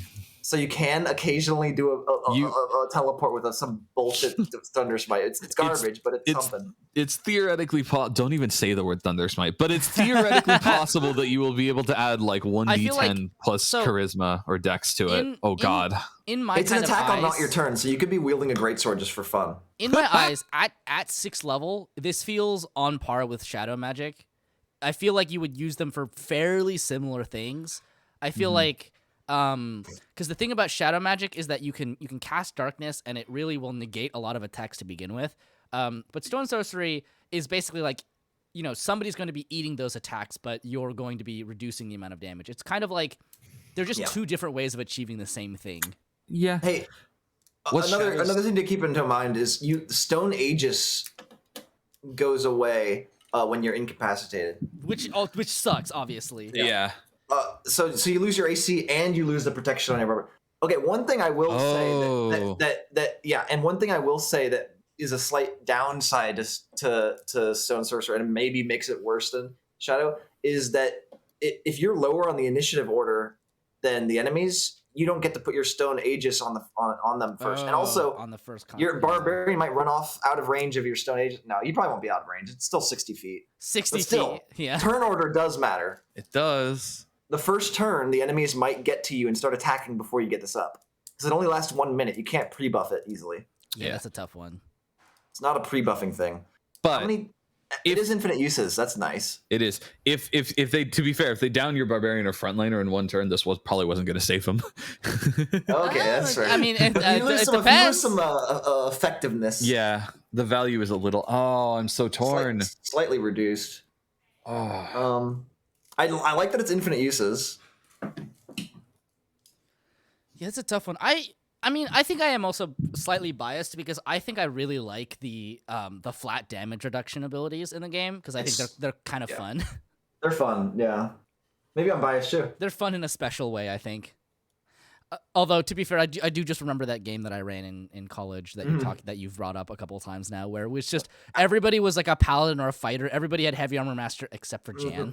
I had heavy armor master, but I was a sorcerer. Yeah. I actually remember this very specifically because I remember Jan was the only person without heavy armor master. He was playing a bard. He was so squishy. Everyone else was like, I've eaten 14 arrows so far. No damage. Jan's like, help. I got hit by 2 rapier attacks and now I'm down. that heavy armor master is so good early game.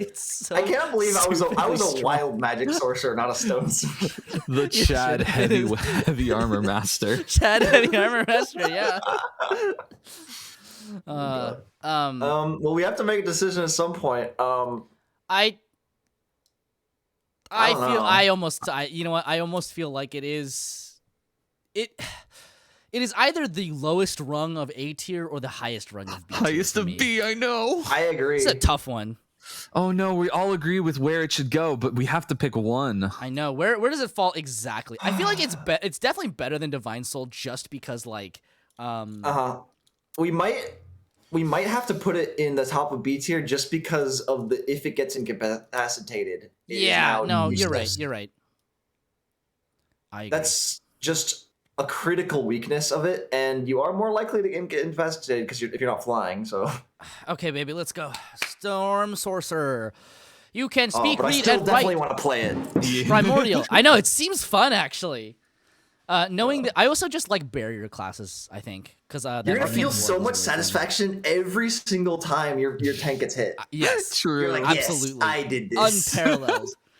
Knowing this language allows you to be understood and to understand and be understood by those who speak its dialects: Aquan, Auran, Ignin, and Terran. Oh, thank you. Cool. Starting at first level, you can use a bonus action on your turn to cause whirling gusts of elemental air to briefly surround you immediately before or after you cast a spell of first level or higher. Doing so allows you to fly up to 10 feet without provoking opportunity attacks. Hey, look! First level flight!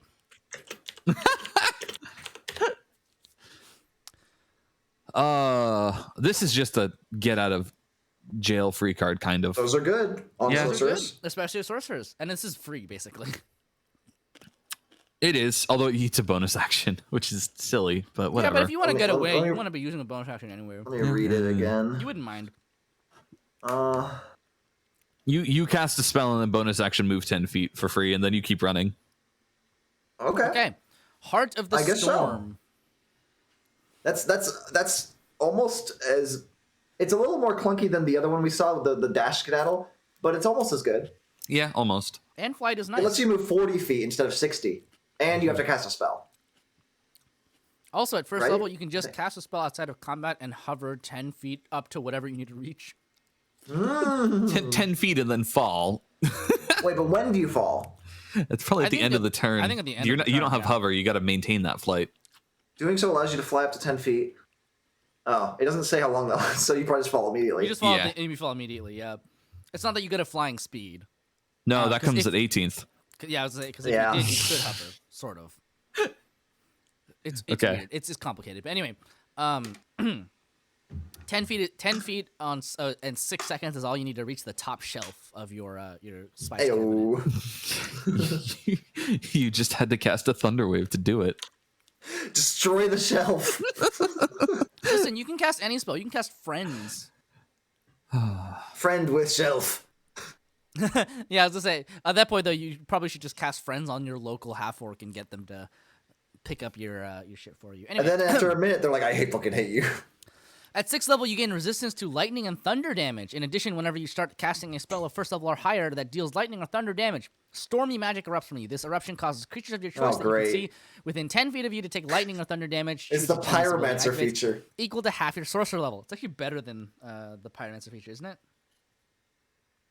Or was that also half your sorcerer level? It was also half your sorcerer level. Oh, never mind then. It sucks. So 3 damage. Yeah, you're right. I mean, that's not Thunder much. Wave is slightly better than Burning Hands. I guess. This is really bad. It's terrible. It's not good. But at 6th Oh, level, but you get also another. get Oh, another this one. one's.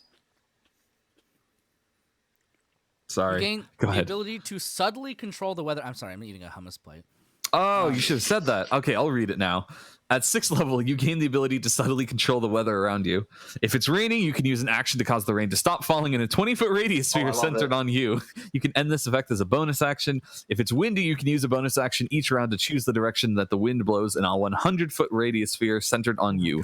The wind blows in that direction till the end of your next turn. This feature doesn't alter the speed of the wind. I remember You're a reading this. sick sailor. I remember this now. Yeah, we talked about how you could just guide your ship perfectly wherever you wanted if you wanted if you were sailing a ship. Yeah.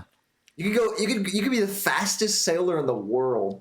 Well, no, not the fastest, because it. Well, I guess so. Well, you get the perfect angle. You get the perfect angle no matter what. Yeah, You don't be control the it, which would make you the fastest because everyone else.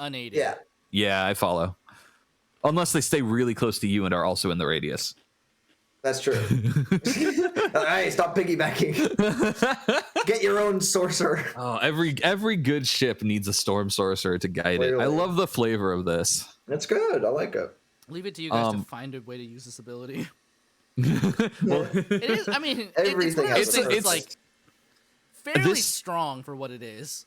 This was officially in some design guidelines that Wizards put out at some point. They cited this as an example of a ribbon ability. Their favorite ribbon. Yeah. It's their favorite ribbon, and I won't lie, I kind of like it. I like it too.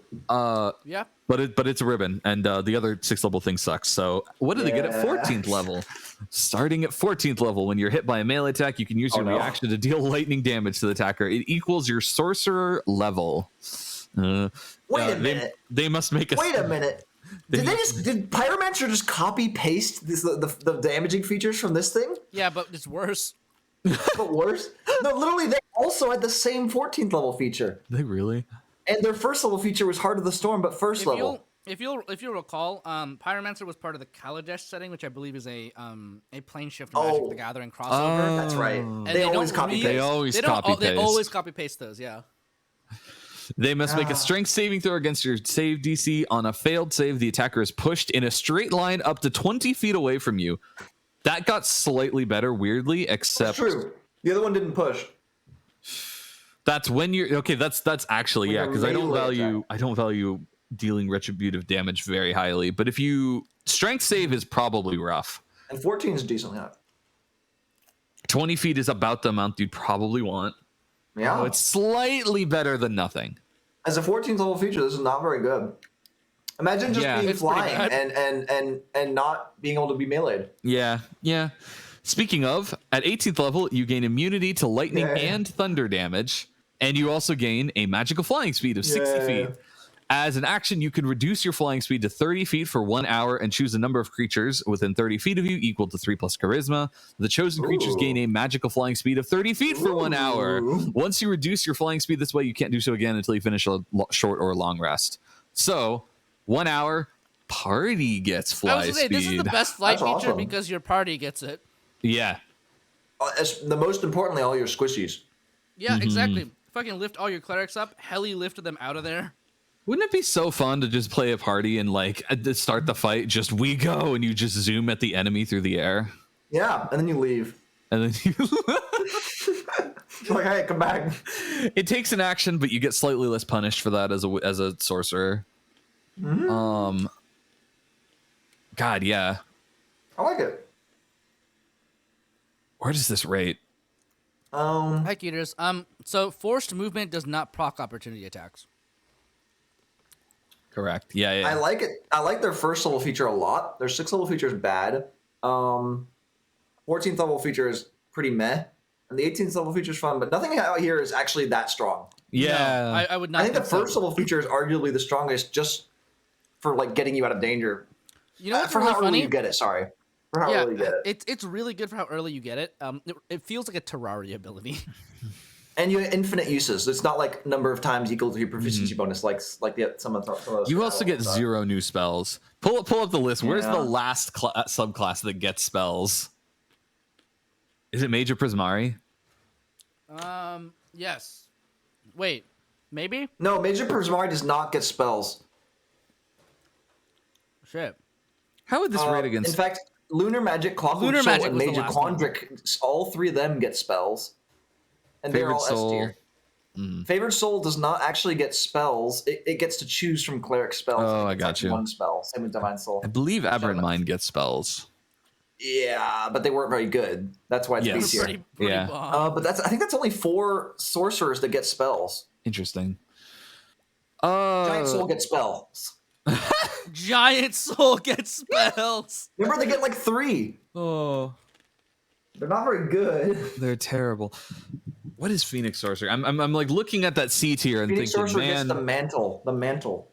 Oh shit, this might be worse than. I think is it's this a D D tier? I think it's easily at the least D.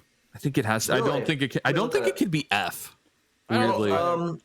Let's go. I think the best comparison here is Mage of Prismari, because Mage of Prismari has the dash skedaddle, and this one also has a similar ability. So we have to compare which one is better. Yeah. I almost feel like the reactive one is better. Well, let's take a look. I haven't looked at Mage of Prismari in a while, so. Well, here's Josh. It has two. Its level 1 ability is a dash skedaddle, as just Dan perfectly puts it. Where you cast a spell and you move 10 feet and then you run the rest of the way, right? Which I think is good. That's good enough. It's good enough for getting out of it. To get 40 feet away, which is just enough. Yeah. And the Mage of Prismari, let's see. Oh, is theirs 6th level? Let's see. No, it's 1st level as well. But theirs is a number of times equal to proficiency bonus. Although it. But this is limited. This one's limited by your spell slots. Funnily enough. Oh, that's right. So there is a limitation on it. They're both limited. I don't know which one's better. Which one do you think is better? Looking at them briefly.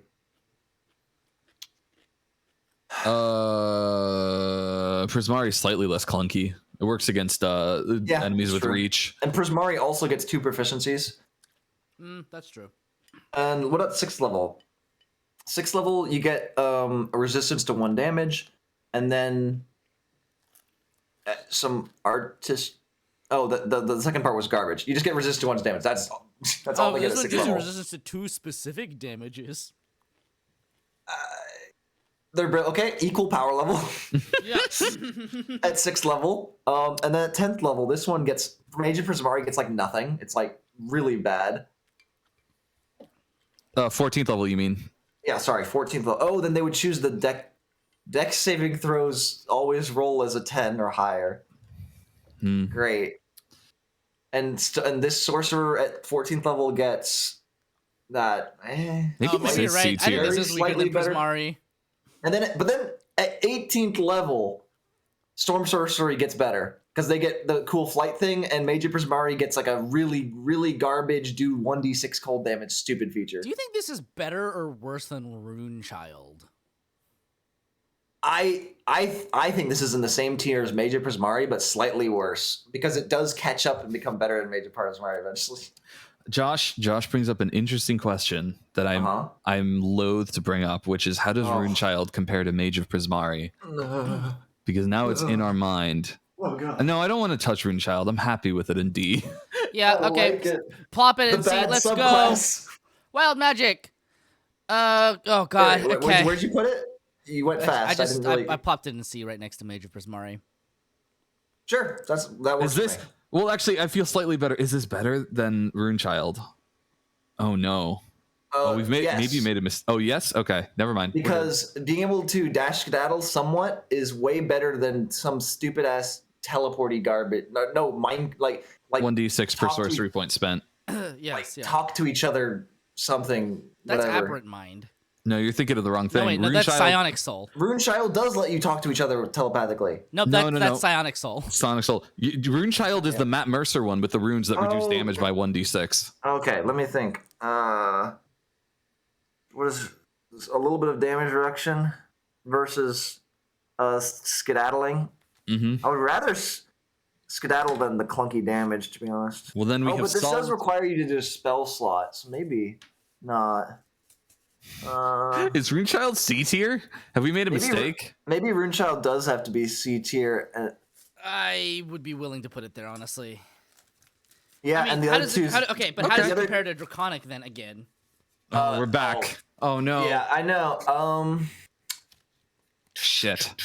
I think Draconic is not as good because Major Prismari and Storm Sorcery both have a skedaddle, and Draconic does not. And Draconic's defense is actually worse than their defense. So, yeah, Draconic's defense is +1 HP and permanent mage armor. Yeah, that's true. I think you should bump Rune Child up one. Probably. Wait, that means I win.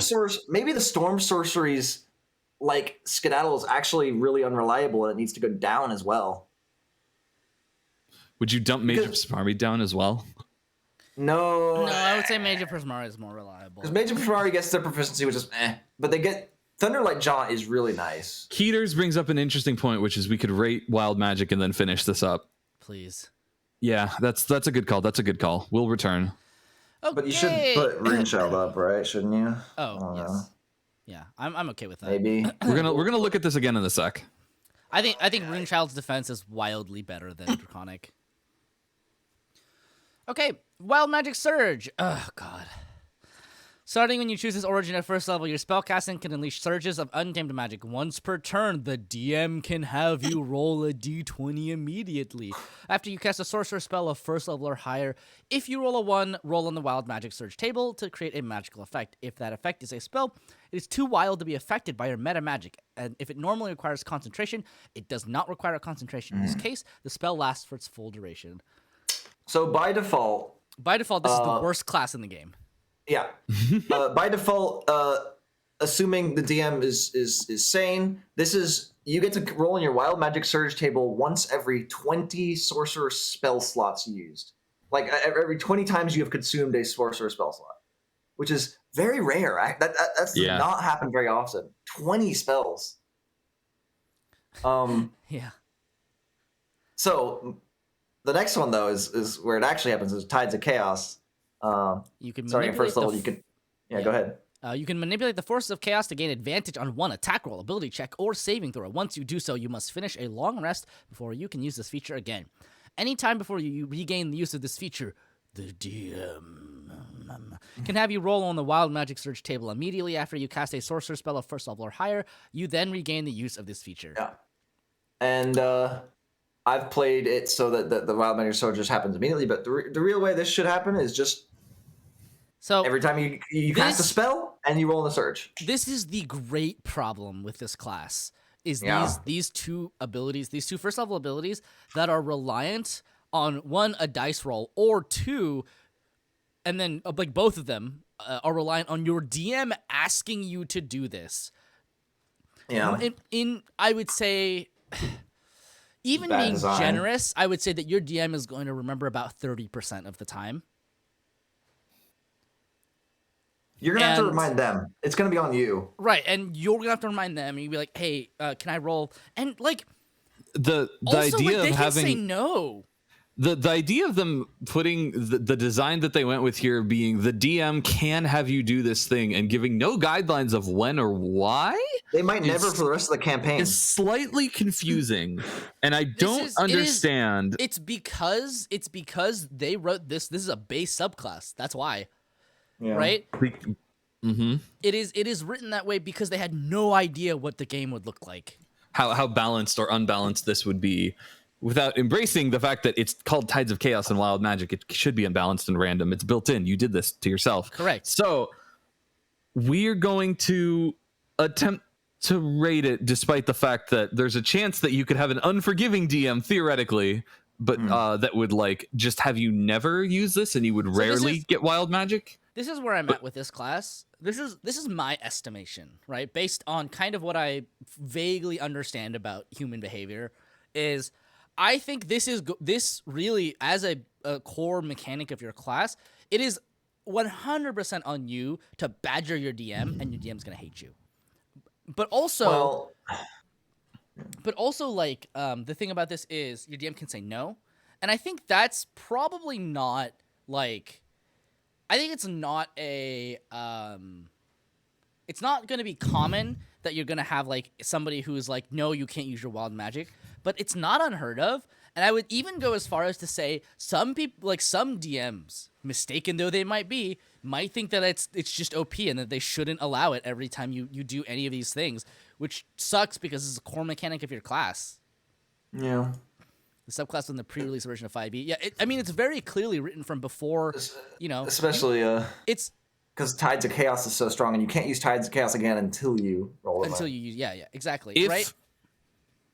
If you use Tides of Chaos at its maximum and it resets every time the DM says yes, and the other thing, it means every time you cast a spell, you can gain advantage on one attack roll, ability check, or saving throw, which is very powerful. Which is very strong. On a sorcerer, a lot less powerful than you'd think as someone who's played this like more than once.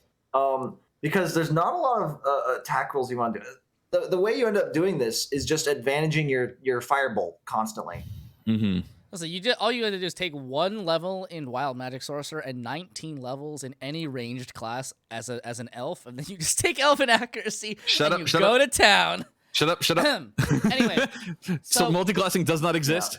Yeah. No, it's not real. It can't hurt us. It is quite nice. This is the thing, right? Is that it is so difficult to have anything that is on, like, basically up to DM fiat. And it's hard to judge any of those things. I estimate that you'll probably get way less use out of this if your DM isn't the kind of person who's, you know, going to be like, you can just use it whenever, right? Like, just whenever you cast a spell, just let it go off, right? I think that's the most fun way to do it, and I think that is, you know, it obviously gives a lot of power to the class, but because it's so random, I feel like it's okay to have a lot of power. And there's some risk, too. On both ends of that spectrum. I think that's how a class like this should be designed, and I really hope that if we are getting like a 5.5 edition, that they just take these couple of words out because they're not useful and they're not good for the game, really. Like, I don't know. They can find any other way of like of balancing this other than just saying it is infinite but up to your DM, because it will feel really really bad when you're like, I cast a spell. Excuse me, do you think I can roll on my wild magic table? And the DM looks at, you know, their monster's hit points and goes, no, I don't think so. Mm-hmm. Yeah. There's a lot of problems with the subclass. There's just a big problem in the design language of it. Yeah, but anyway, if we're feeling generous, we can rank it as if we are playing it from a non-malicious or accidentally malicious DM. I would say Yeah. I would say we should base it on about how often you're going to remember, and your DM being gracious enough to say yes most of the time. Okay, I think you can realistically base this on playing it as rules intended. So no wild magic surge every time you cast a spell, just one every 20 spells, and tides every spell cast following a Tides of Chaos procs it. That's the way you should rate it. I think that's probably true. Keeters is Keeters. That's how I hope most. Yeah, exactly. Keeters. That's how I hope most DMs run it. I think that's I think that's how a lot of them write it. I don't hate rating it on that basis. Let's rate it on that basis and see if. Yeah. Let's start on that basis. Add tables. Go ahead. Let's start on that basis and then see where it lands, and then we can judge if it has to go up or down. See, the thing is, I don't even think it's that strong assuming that. Anyway. Well, we'll see. At 6th level, whenever another creature you can see makes an attack roll, an ability check, or a saving throw, you can use a reaction and spend 2 sorcery points to roll 1d4 and apply the number rolled as a bonus or penalty, your choice, to the creature's roll. You can do so after the creature rolls, but before any of the effects of the roll occurs. It's a conditional bless, a conditional reactive bless. I wouldn't say it's the strongest thing ever. It costs 2 sorcery points, which you probably want to be using. It's a bless or a minus bless. Or a bane. And it's bane awfully usually expensive. It's pretty expensive, but being able to affect other hostile creatures' rolls is usually pretty valuable. 1d4 is just so lacking. Yeah. It's a reaction to 2.5 to boost yours or a party member's rolls by 2 to a saving throw by 2.5. What you're gonna do is you're going to use this. I think it's okay. I will say this, because it's a reaction and because you can choose to use it. I think you will get some use out of this, because you'll only use it when it's like if you know you barely failed. If you know, right? If you know you barely failed, or if you know somebody hits your AC exactly, right? Yeah, that's true. And infinite uses. So. Infinite uses besides the sorcery points. It's funny. I remember this being used. This was actually got a lot of use at higher levels compared to lower levels. When you have a dice will always scale. Yeah, because you're always rolling a d20, and other things scaling relative to each other. So the d4, like bless, is still good at high levels. This is anti-bless potentially humble? As well. Yo. What's up, man? So it's and meanwhile, do you know what doesn't scale, Dan? Is 2 sorcery points is a lot less expensive when you have like 12, 14, 16. So at 6th level, I think it's a little underwhelming. At like higher levels, pretty good, which is weird. We'll save evaluating the power level of the actual table for last, I think. That's gonna be rough. All right. 14th level, you gain a modicum of control over the surges of your wild magic. Whenever you roll on the wild magic surge table, you can roll twice and use either number. I mean, that's good. Nothing about D&D. Swing by and follow since you I was like, thanks, man. Yeah, it's good to see you. Been a little while. I see that Tyler just posted a picture of his PC again. Oh my. But yeah, good to see you. I'm hoping that we can play some Overwatch 2 together when that game comes out. Ooh, October 4th. Is that when it's coming out? They just announced it on Twitter. Yeah. Oh shit. Or October 6th, one of the two. Man, that feels so far away. But hey, if you thought the 14th level DPS upgrade feature for Stone Sorcerer was lackluster, look at this 18th level one. Okay. Whenever you roll damage for a spell and roll the highest number possible on any of the dice, choose one of the die, roll it again, add that roll to damage. You can use this feature once per turn. You know what's funny is this scales with enemies. It does. So if you're Fireball, if you get a whole bunch of 6s or at least 1 6, you get to add 1 more d6 to all the enemies. Hooray! 3.5 more damage. Yeah. Each target. That's higher great DPS, for an 18th level feature. This is terrible. And once per turn. Once per turn. Like you're right. I thought that 14th level one was kind of mad. This one is 4 levels later, less damage and way less damage. Bad. Yeah. Technically, it's more damage depending on how many creatures, but it's not gonna make a difference to any one of those. True.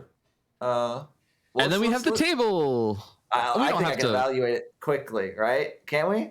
What do you mean we're not going to read through all of these? Are we going to read through all of these? I remember looking at it, and I think most of them. I think we can find a summary online actually, like because I'm pretty sure most, on average, this is beneficial. The only really bad one is that you cast Fireballs as the 3rd level spell centered on yourself. What about at low Confusion levels. on yourself? Oh, never mind. That one's really bad. Fog Cloud could be bad, but it's not the end of the world. It's fine. You are immune to being intoxicated by alcohol for the next 5d6 days. Could be catastrophic depending on your character. There are some weird ones, like You must shout when you speak. At 5th level, but it doesn't specify where they are cast. So it could be interpreted as you choose, or the DM chooses, or it's random. Like I assume it targets the thing you're targeting. no, but you didn't have to be target anything when wild. Oh, magic true. went. You could have just been casting detect magics or something. Oh wow, this really is an early subclass, isn't it? Yep. Yeah. All right. Jesus. Let's see. Roll on this table at the start of each of your turns for the next minute, and drawing this result in This is absolutely the funniest one.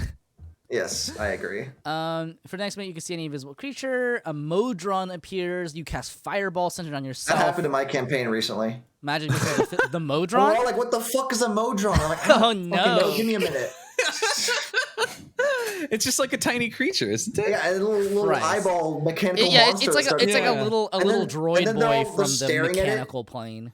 Like there some elves are attacking them, and this Modron appears. Like, is it gonna attack us? Is it gonna help us? And I'm like, I'll roll for it. All right, see you around, Humble. Have a good time. And then it went and tried to help, and then it rolled a critical failure, dropped its sword, and then started flying away. Like, yes, you're welcome. My job here is done. My job here is done. Didn't do And they're like, anything. oh, you didn't do anything. All right, Magic Missile is a 5th level spell. D10, your height increases. Confusion centered on yourself. Next minute, we get 5 hit points to start each of your turns. A Beard of Feathers. You cast Grease centered on yourself. Ew. Creatures have disadvantage on saving throws. I mean, it's hard. I would say it's generally hard to gauge the power level of this. I think that this table is like maximum fun. The fun level for sure. is up there. Are there any things on here that are like really bad? Levitate on yourself could be Turn quite yourself bad. into a Fireball plant for a minute. centered on yourself. Turn yourself into a plant for a minute. It's even worse. I forgot about that one. That one's pretty bad. That one's really bad. You're out of the combat. Oh yeah, you cast polymorph on yourself. If you Oh fail my to God. save, you turn into a sheep for the hour. Well, I mean, someone That's can get pretty you bad. You cast levitate on yourself might result in your death if you start floating too high. out. Levitate only goes 10 feet off the ground, but you cannot move if you can't touch any walls. So you're just kind of stuck you're there. stuck. A random creature And then within there's 60 just a feet of you free- becomes poisoned for 1d4 hours. Oof. That's just a poison condition, though. Yeah. Yeah, but it could hit your barbarian. I like the one if you die within the next minute, you immediately come back to life as if by the reincarnate spell. Oh, yes. There are not that many that are like actively detrimental. Yeah. It's fine. It's mostly fun shit. You could turn yourself into a sheep for the entire duration. That's I thought that was again really out bad. of the combat. Well, It is, it's but not, you just have okay. one enemy, one I ally was hit gonna you. say it's not true. too terrible, but you do have to get hit by one of your allies, which is like it Which takes some of their wastes- action economy away. Yeah. It's not Yeah. amazing. No. But yeah, This most one's of these up you to would 3 want. creatures you choose within 30 of you take 40-10 lightning damage. That implies that the magic missile is not your choice. Sage advice, Oh, Jeremy God, Crawford. Jeremy. Or maybe magic missile inherently lets you choose your target, so they're just assuming you get to choose. Oh, your you know target. what? Actually, That's probably it. Yeah, I was gonna say you Yeah. cast is the operative word here. Oh, you're right. Yeah. You cast magic missile. You get to choose where it goes. Gotcha. Jeremy Okay. Crawford. Whereas the other one is you cast fireball centered on yourself. It specifies the location. Okay. Well, let's rank this thing before we fucking Die. die. Yes, please. Tides of Chaos free advantage is very good. Sorcerer is unfortunately not one of the best classes to use that with. Probably one of Yeah. the worst, actually. Probably one of the worst. Full casters Bards, generally. actually, I think are the worst. Bards are the worst. You're right. That would be the worst on bards. Because I don't know. It's just you need that like a paladin. Even No, advantage. I on- guess- I did do no, a even- wild magic sorcerer paladin mix. That's right. Even a bard. The thing is, even a bard might want to use advantage for ability Skills. checks. Yeah. If you're going to be skill Sorcerers monkey, really you can don't always get have anything. advantage. Saving throws. It's a nice defensive ability. It's at very worst. clunky Yes, to use yeah. on saving throws because you want to be using Tides of Chaos, but you're like, come on, make me do a saving throw. Make me. Yeah. It's not gonna happen. You need. Then you're just All right. just doing firebolts. At its worst, with the DM that is cursed and doesn't want you to re-roll it, I would view this as you get advantage on one saving throw. Which is pretty good. Which is not the worst thing. No, that could be one saving throw per month. Yeah. Wait, what? No, you get it back after rest. No, long rest. Long rest? Okay. No matter what, you always get Tides of Chaos back after a long rest. Once for a long rest. That's not very good, but that's okay. It's not amazing, but as a first level feature, it's like I don't even think it's the worst first level feature. And then your Ben luck is just one more saving throw you change the result of, I guess. Many more, but yeah. Yeah, I guess. Okay, in terms of actual like real power, I feel like this is like really middle of the pack. If not, I don't know. I don't know if it's that high actually. Yeah, like, it might be lower. If you never get to Wild Magic Surge, this is below Draconic. This is F tier. Oh, okay. Look at it. There's nothing. Yeah, you really don't get a lot, right? It's like Controlled Chaos is nothing. Spellboard is nothing. Bend Luck and Tides of Chaos are very slight. So you get a very slight, which means you were like 1.05 Sorcerer. Actually, slightly worse than Giant Soul without. But you're better than the bottom one, Pyromancer, or whatever it was. Yeah. You were better than Pyromancer, worse than Giant Soul if you don't get to Wild Magic Surge. So, but if you get to Wild Magic Surge, I think it is significantly better. You're right. Potentially. Well, okay. I think what if it gets up to D tier? I would not say it goes above D tier. Oh, okay. But I think the actual amount of power you get, it's hard to rate because it's so random. But I feel like on average, if you are able to Wild Magic Surge, it feels like the effects of that are more effective than Draconic. Yeah, I agree there. Yeah. And here's the thing. What if I told you that I almost feel like it's better than something like Storm Sorcerer? Really? Well, we were actually considering putting Storm Sorcerer down. We were. So would you want to move Storm Sorcerer's position in C tier is very tenuous right now. In the true spirit, you need to roll a D6 and base it on that.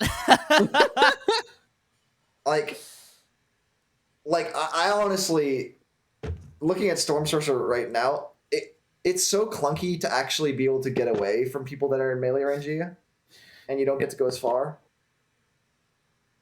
Okay. Yeah, it's 10 feet. Should we put Storm in D and then also Wild Magic in D? That's what I think, but then we should relook at it for a moment. Put them there now. Does Rune Child belong in C? Is Wild Magic better than Rune Child? No. I honestly Rune Child think so. I think Rune Child makes its way to C just by having more effective hit points. Like it's like a lot more at 6th level. Points. At 6th level, a sorcerer has like 50 hit points. I did the math earlier. And Rune Child has about 21 effective hit points to block at maximum effectiveness. So 71. A Draconic Sorcerer has 56 health, which and that's maybe a slight AC bonus. So Rune Child wins a little bit in defense. Draconic has a little bit more offense from its charisma to certain damage spells. So I don't value that very highly, so I would like Rune Child higher. Or I think maybe it does belong in C. If we do value the Draconic's 5 damage to certain spells higher, then Draconic would have to go up to C. I don't think I value that much. I rarely value them though. That's been my shtick so far, hasn't it? Yeah. I'm not a big damage guy. Honestly, this looks fine to me. Wait, really? No. Don't be so disappointed. Quick. I'm tired. Yeah. Okay, you guys use your brains then. Yeah, I don't know. Because Storm Sorcery feels like it is worse than Draconic now that I'm thinking about it. Okay, because it's just clunky to be able to get away from combat with Storm Sorcery. Like, you can't cast any targeted spells because you're already within melee range. You have to do an AoE spell. I do have a kind of important question. Is Draconic better than C? Which one was C? Yes, again? C had the first level Sorcerer curse that you hated. Draconic's better than C. And then it had the water. Draconic's better than Psionic, and Draconic's better than Sea Sorcery. I think Draconic's better than Wild Magic as well. Really? You know, that was my impression many years ago. I almost feel like wild magic should be C tier, but that might be too crazy. I might be going too far. If you're getting a lot of wild magic surges, but by rules as intended or rules as written, you're not getting as many as we're getting normally. Okay, here's the terrible logic then. With the minimum number, we put it as F tier. With the maximum number, you would put it as C tier. The maximum number, I would put it at C tier, and if you're able to just fucking spam it, yeah, C tier, yeah. Well, then we've averaged it out to D. Perfect. But then Storm, Sorcery, Draconic, and Runechild and Prismari. Those 4 are the last 4 we need to even look at, if at all. The ones at the top of D tier and the bottom of C tier. I feel like C is such a weird tier right now because Major Prismari is there because it has a lot of defense, not just they can get 60 feet away as a bonus action, like a lot of times. It's up to their proficiency times. That's good. Okay. The rest of their kit, not very good. I will also say this: Runechild is really similar to Mage of Prismari, but on the like spectrum of Storm Sorcery, where you're just reducing damage instead of avoiding it entirely. Runechild does eventually scale later though. Yeah. Whereas Mage of Prismari does not. Does not scale like at all. And I would say that Storm Sorcery is easily a tier weaker than both of those. Storm Sorcery, the only thing it gets that's special is at 18th level you get Party Flying, which is cool. Yep. But it's 18th. And at first, 18th level Party Flying, which is sick, and first level, you can cast a spell and bonus action 10 feet and then sprint 30 feet, which is actually kind of comparable to Prismari, but the fact that you could still use your you have to use your action to cast the spell, then use your bonus action to dash. So you can't dash. Right. Yes, so you still have to get 40 feet, I guess. But the fact that it requires a spell, I mean, but Mage of Prismari requires proficiency. Maybe they do belong on the. Oh no. Well, they are so comparable because how often is Mage of Prismari going to want to get away and not cast a spell on a turn? Not very often. You're probably always casting a spell anyway. Yeah. So maybe it's not really. They're kind of about equal. I don't know if anyone watching the stream cares about it to this level, but I'm happy with Storm Sorcery. I'm okay with Storm Sorcery on C tier. I will let Dan care. I do have to be somewhere at 3 p.m. Well, I'm pretty happy with this. Man, the only thing that's Thanks, Armor. I appreciate it. Oh, good. You fucks. The only thing I'm looking at is whether I almost would be happier with Draconic at the bottom of C tier than Draconic at the top of D tier. I'm okay with that. Because of the fact that Draconic does actually have more early game DPS than anything down here. I will say this also, which is that this makes more sense to me as a general metric of Sorcerer subclasses. These are about what I would expect in the dead average, slightly worse than dead average. I would have expected Wild Magic there too, but our conditions require us to do it, to mode it a little bit. But that's okay. We can blame Wizards for that. That's Wizards' fault. That's a really tough one. This Sorcerer is a tough one to rate in general. Oh my god. Yeah, we did it. I'm so glad we split this into 2. Yeah. And we put Stone Sorcerer at the top of B. Okay, that made sense too. All right. Yeah. All right. This okay. Looks fine. All right, looks good to me. I am. But does it really belong? No. Shut the fuck up. I'm gonna make you roll on the Wild Magic table. This is my revenge. This is my revenge for the fighter subclasses. We're so tired. Oh my god. Okay. All right.